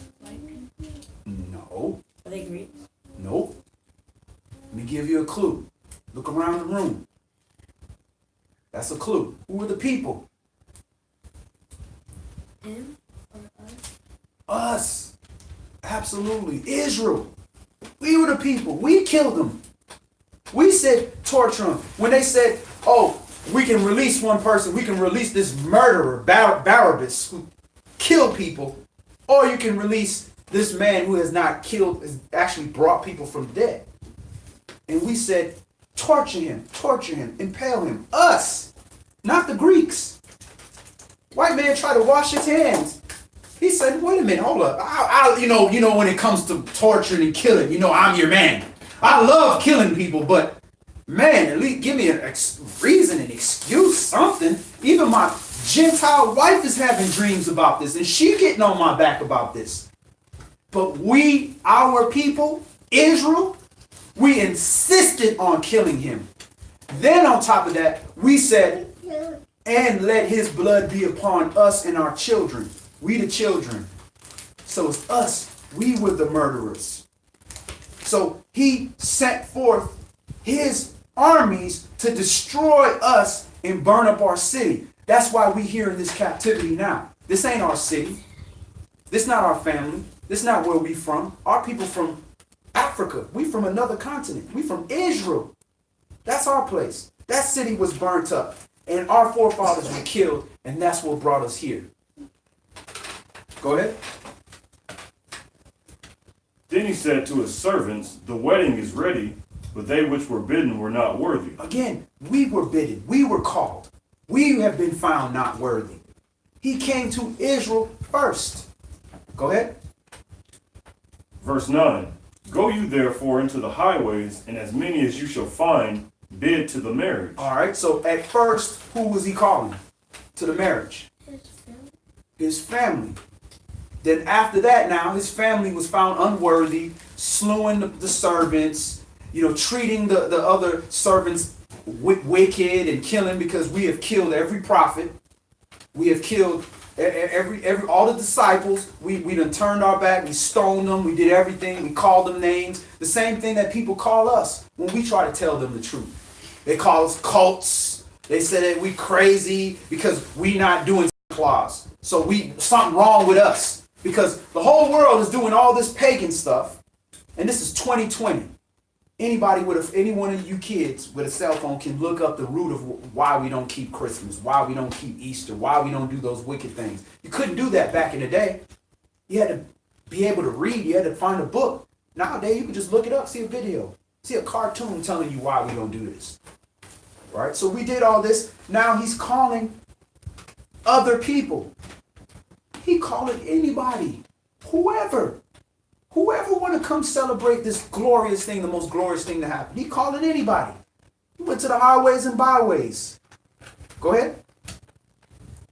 Matthew chapter 22 and verse 10. So those servants went out into the highways and gathered together as many as they found, both bad and good, and the wedding was furnished with guests. So that's the world. Now it's been opened up to the world. Whereas you invited your family, and I say, hey kids, come down. We're going to have this big wedding feast because I'm daddy. And your brother, my son, the firstborn, he's getting married. Y'all come. Y'all, I got to go back to YouTube and look at my slime video. I'm almost finished on my coloring book. I got homework. I'm over here trying to sell these bracelets. I got all the excuses in the world, right? That's what happens. So then he said, all right, now I'm going to go call your neighbors. Now we go call the kids across the street. Now they coming. But the kids across the street, some of them good, some of them bad.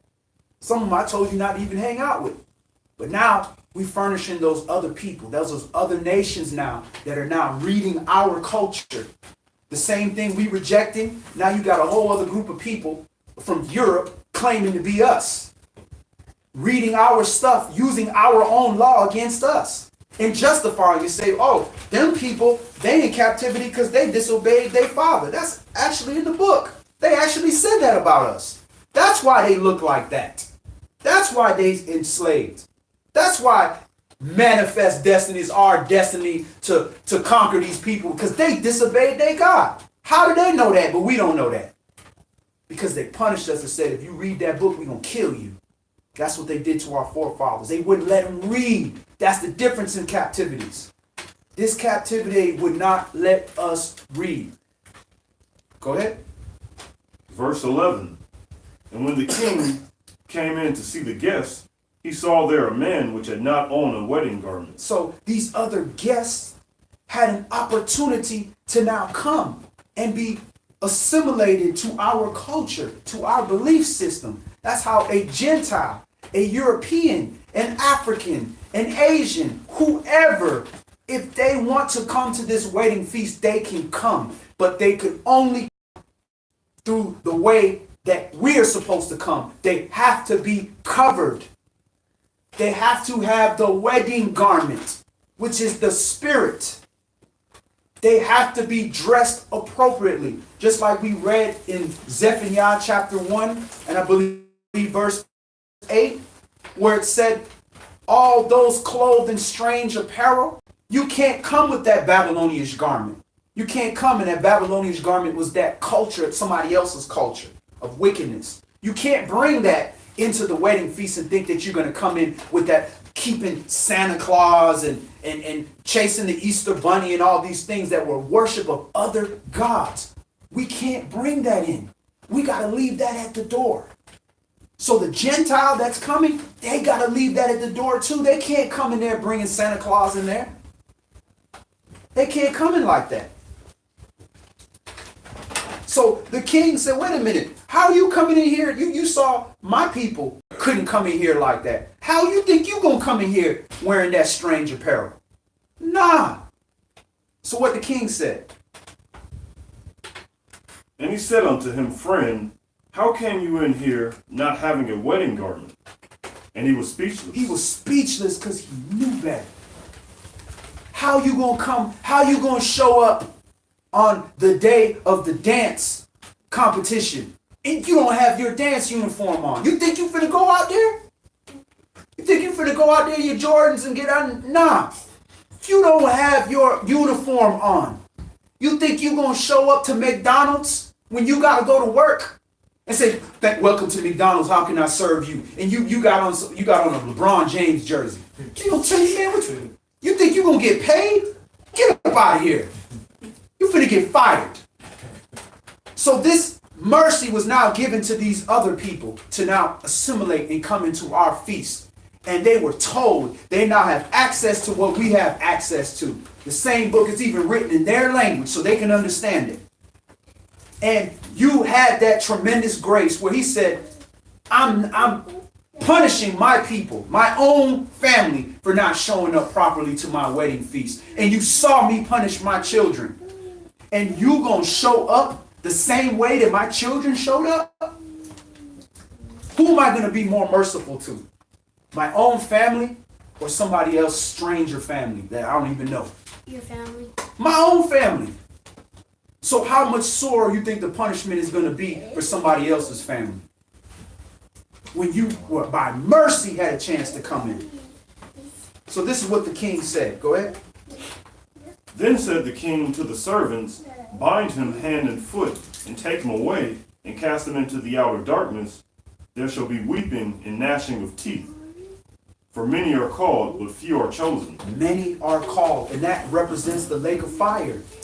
Weeping and gnashing of teeth. So when you had your opportunity, you had grace, and you were invited to the great wedding feast. And this is your chance to enjoy the blessing of the Most High, and you treat it like it's nothing.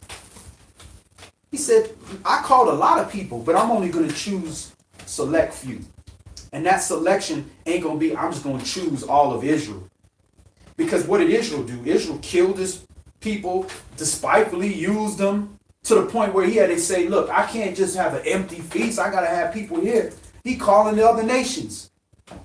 And the other nations doing the same thing. So at the end of the day, we all have to have that covering.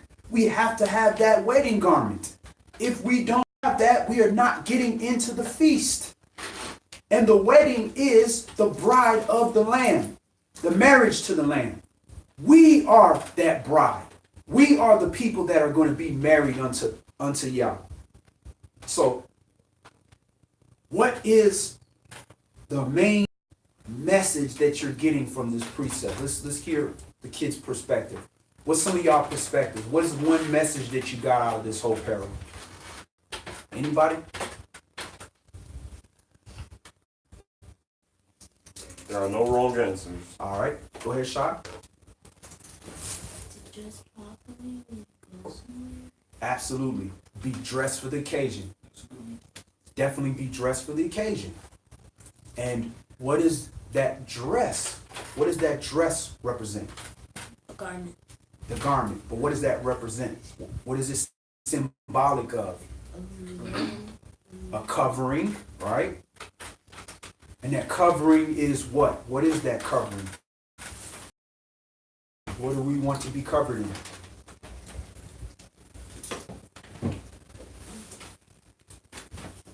Anybody? Can you say the question? What are we trying to be covered in? God's word. That's what it's going to take for us to be dressed for the occasion. We got to have his spirit. We got to have his word, his character. The righteousness, we have to have that on us so that we're not naked, so that we're covered when we come in. You think that's offensive if you show up to my house butt naked for an event? I think that's pretty offensive. All right. All right, so that's what we wanted to do with the kids. So y'all can go back in the other room. So we're at 2 Corinthians chapter 11. You're free to stay if you want to continue. 2 Corinthians chapter 11.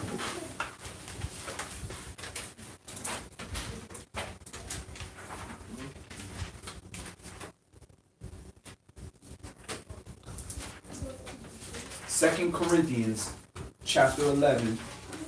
We're going to start this at verse 1. I desire that you could bear with me a little in my folly. Yeah. 2 Corinthians chapter 11. Mhm. That's not how it starts. 1 Corinthians or 2?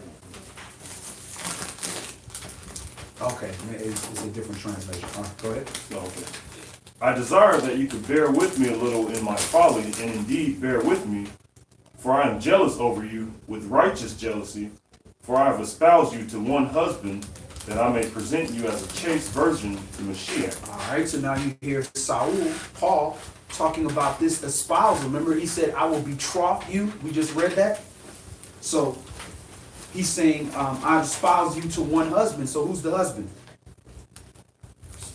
Yeah. Right, through Mashiach. Mashiach. Remember, Yah is a spirit. Mashiach is his word. We are being married unto this word, unto this new husband that we were being married to. And we could not be married again unless there was a death. So Mashiach came in the flesh to represent Yah and died. That allowed us to be married again to this new covenant. Go ahead. But I fear, lest by any means, as the serpent beguiled Eve through his subtlety, so your mind should be corrupted from the simplicity that is in Mashiach. For if he that comes preaches another Yahshua, whom we have not preached, or if you receive another spirit which you have not received, or another good news which you have not accepted, you might well bear with him. For I suppose I was not a whit behind the very chiefest apostles.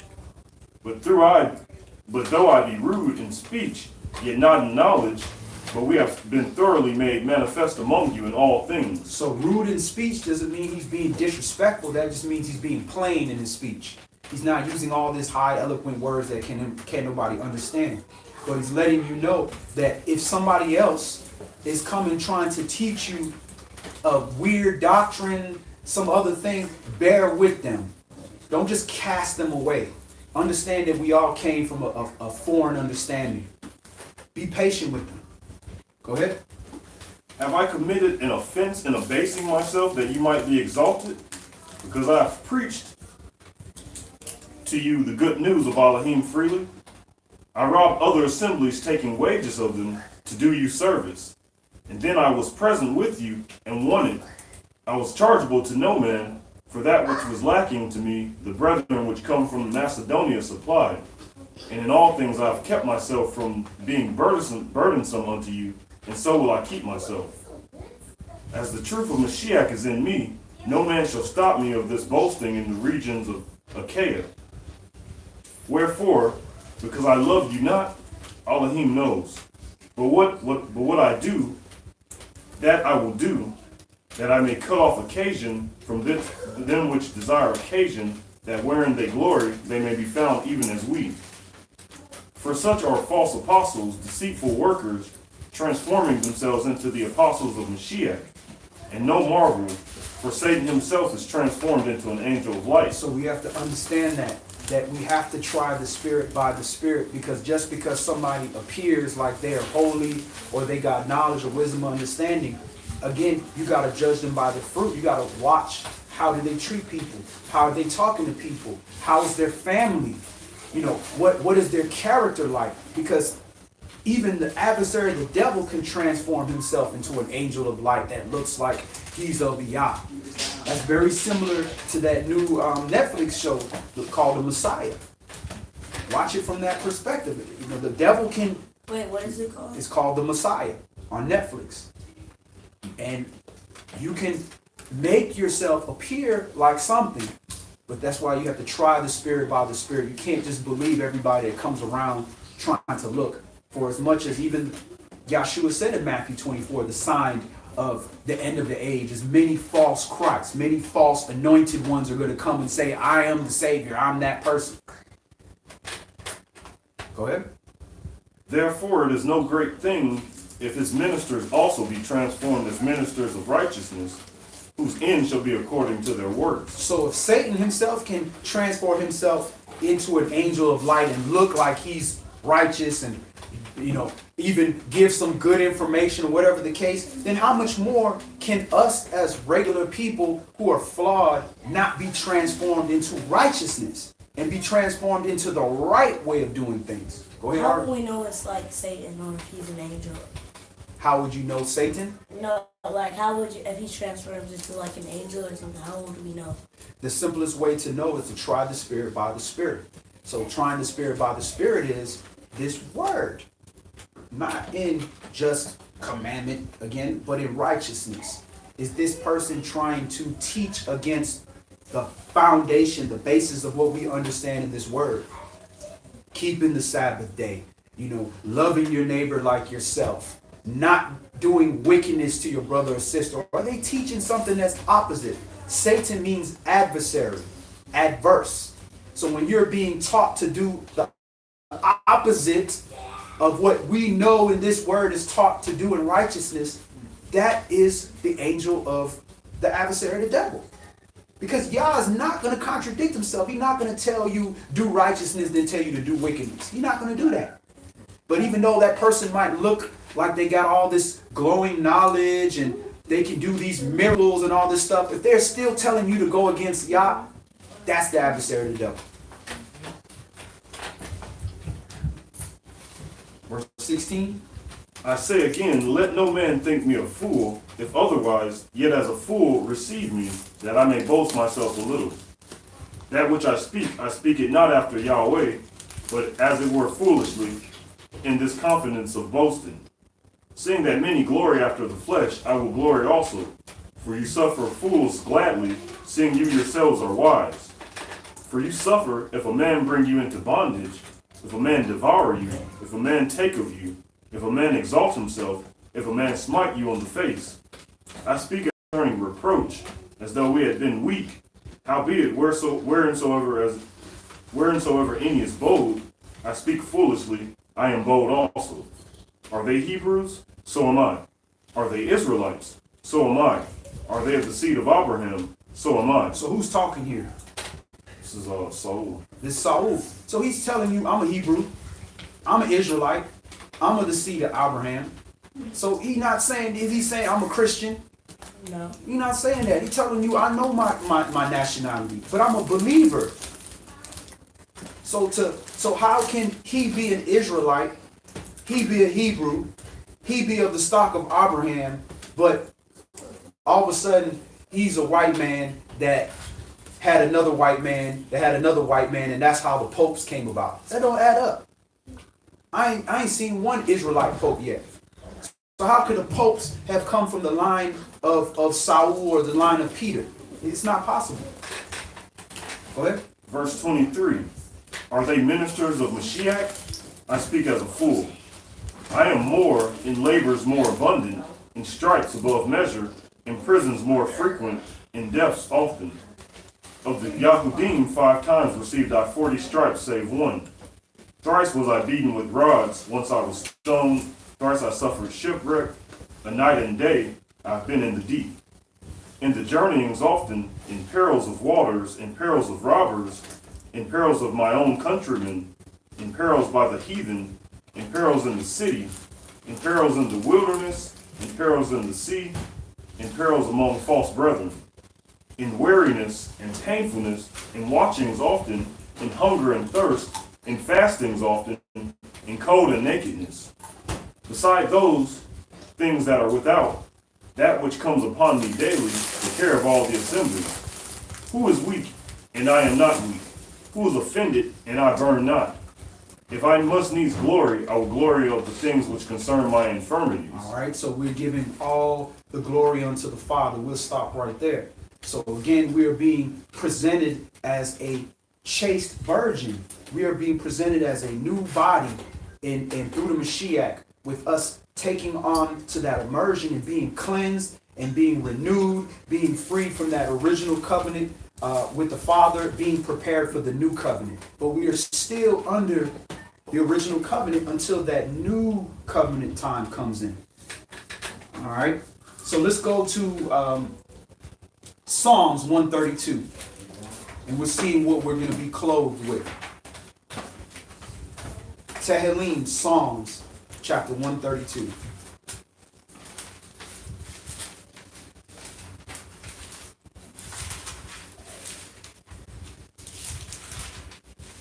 And then we have one more for the conclusion. Psalms 132.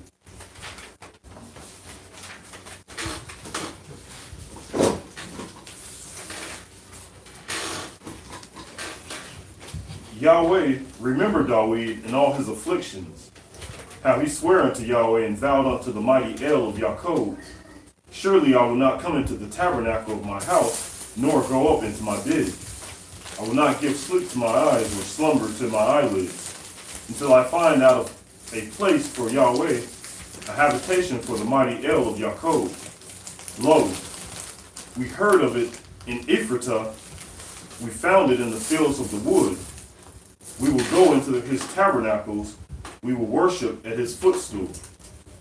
Arise, O Yahweh, into your rest, you and the ark of your strength. Let your priests be clothed with righteousness, and let your saints shout for joy. Again, here's more of the clothing that we have to have in order to walk in. Strange apparel is when you're clothed with wickedness, when you're clothed with doctrine. But he's saying, let my priests be clothed with righteousness, and let your saints shout for joy. So this is part of how we're supposed to be clothed. Once we have that word and we have that covering, we're supposed to be covered by righteousness. That's going to be our covering. Because anything that's of righteousness, that is of the Father. That's not of us. That's of the Father. Go ahead. If your children will keep my covenant and my testimony, for your servant David's sake, turn not away the face of your anointed. So anointed should be Mashiach right there. What is the number for that one? Verse 10? 48:99. H 48:99.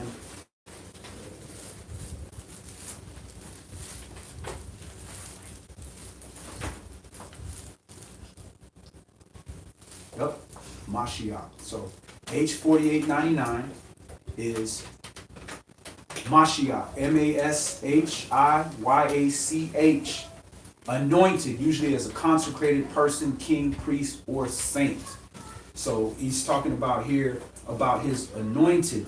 For your servant David's sake, turn not away your face of your anointed, of your Mashiach. Go ahead. Psalms chapter 132 and verse 11. Yahweh has sworn in truth unto David, he will not turn from it. Because it says, if your children will keep my covenant and my testimony, that's his law, that's his understanding. If y'all keep this, then he said, I shall teach them. So even though we don't have all the answers, if we teach y'all what we do know, y'all's going to take y'all to a higher level of understanding. And then it says, your children will also sit upon the throne forevermore, which means by us teaching you, your kids are going to sit on the throne. So are we as a people sitting on the throne right now? No. Why is that? Because we're not in this. Because our parents did not teach us. And their parents did not teach them. And their parents did not teach their parents. So this is a ripple effect of our parents and our forefathers not teaching our kids the law, statutes, and judgments. Y'all were born in it, right? Yes. So y'all been taught from y'all birth. So that puts y'all a step ahead of kids that weren't taught from birth. Certain things you don't have to unlearn. We didn't have that opportunity. So by y'all coming in as kids and being exposed to this, y'all's going to teach y'all. Because we are learning from unlearning. Y'all's going to teach y'all. And y'all going to teach your kids. And your kids are going to sit on the throne. We not sitting on the throne. Y'all not sitting on the throne. But your kids will sit on the throne because y'all are keeping the covenant. Y'all are keeping the testimony because y'all were taught. That's why we have to teach y'all. Go ahead. Verse 13. For Yahweh has chosen Zion, he has desired it for his habitation. This is my rest forever. Here will I dwell, for I have desired it. So Yah's spirit, this is where his spirit wants to dwell in Zion, wants to dwell in our place in Jerusalem. This is where he's going to rest forever. But he dwells in us. He dwells in a people. And we the people that's supposed to be there so that he can dwell there. He can't dwell in those other people. He has to dwell in us. Why? Because that was his promise. That was his marriage that he did. Husband can't just go dwell with another woman without dwelling with his wife. He got to dwell with his wife. You don't just pick some random person and go dwell. Go ahead. I will abundantly bless her provision. I will satisfy her poor with bread. I will also clothe her priests with salvation, and her saints shall shout aloud for joy. All right. So first, he clothed the priest with righteousness, and then he's clothing the priest with salvation. That's safety. That's saving. And her saints shall shout aloud for joy. So we're going to be clothed with righteousness. And being clothed with righteousness allows us into that marriage feast. And now we clothed with salvation. Now we clothed with eternal life with the Father. Finish that up. There will I make the horn of David to dwell. I've ordained a lamp for my anointed. His enemies will I clothe with shame, but upon himself shall his crown flourish. All right, let's go to the conclusion. Let's go to Matthew chapter 25, and we're going to read 31 through 46 for the conclusion.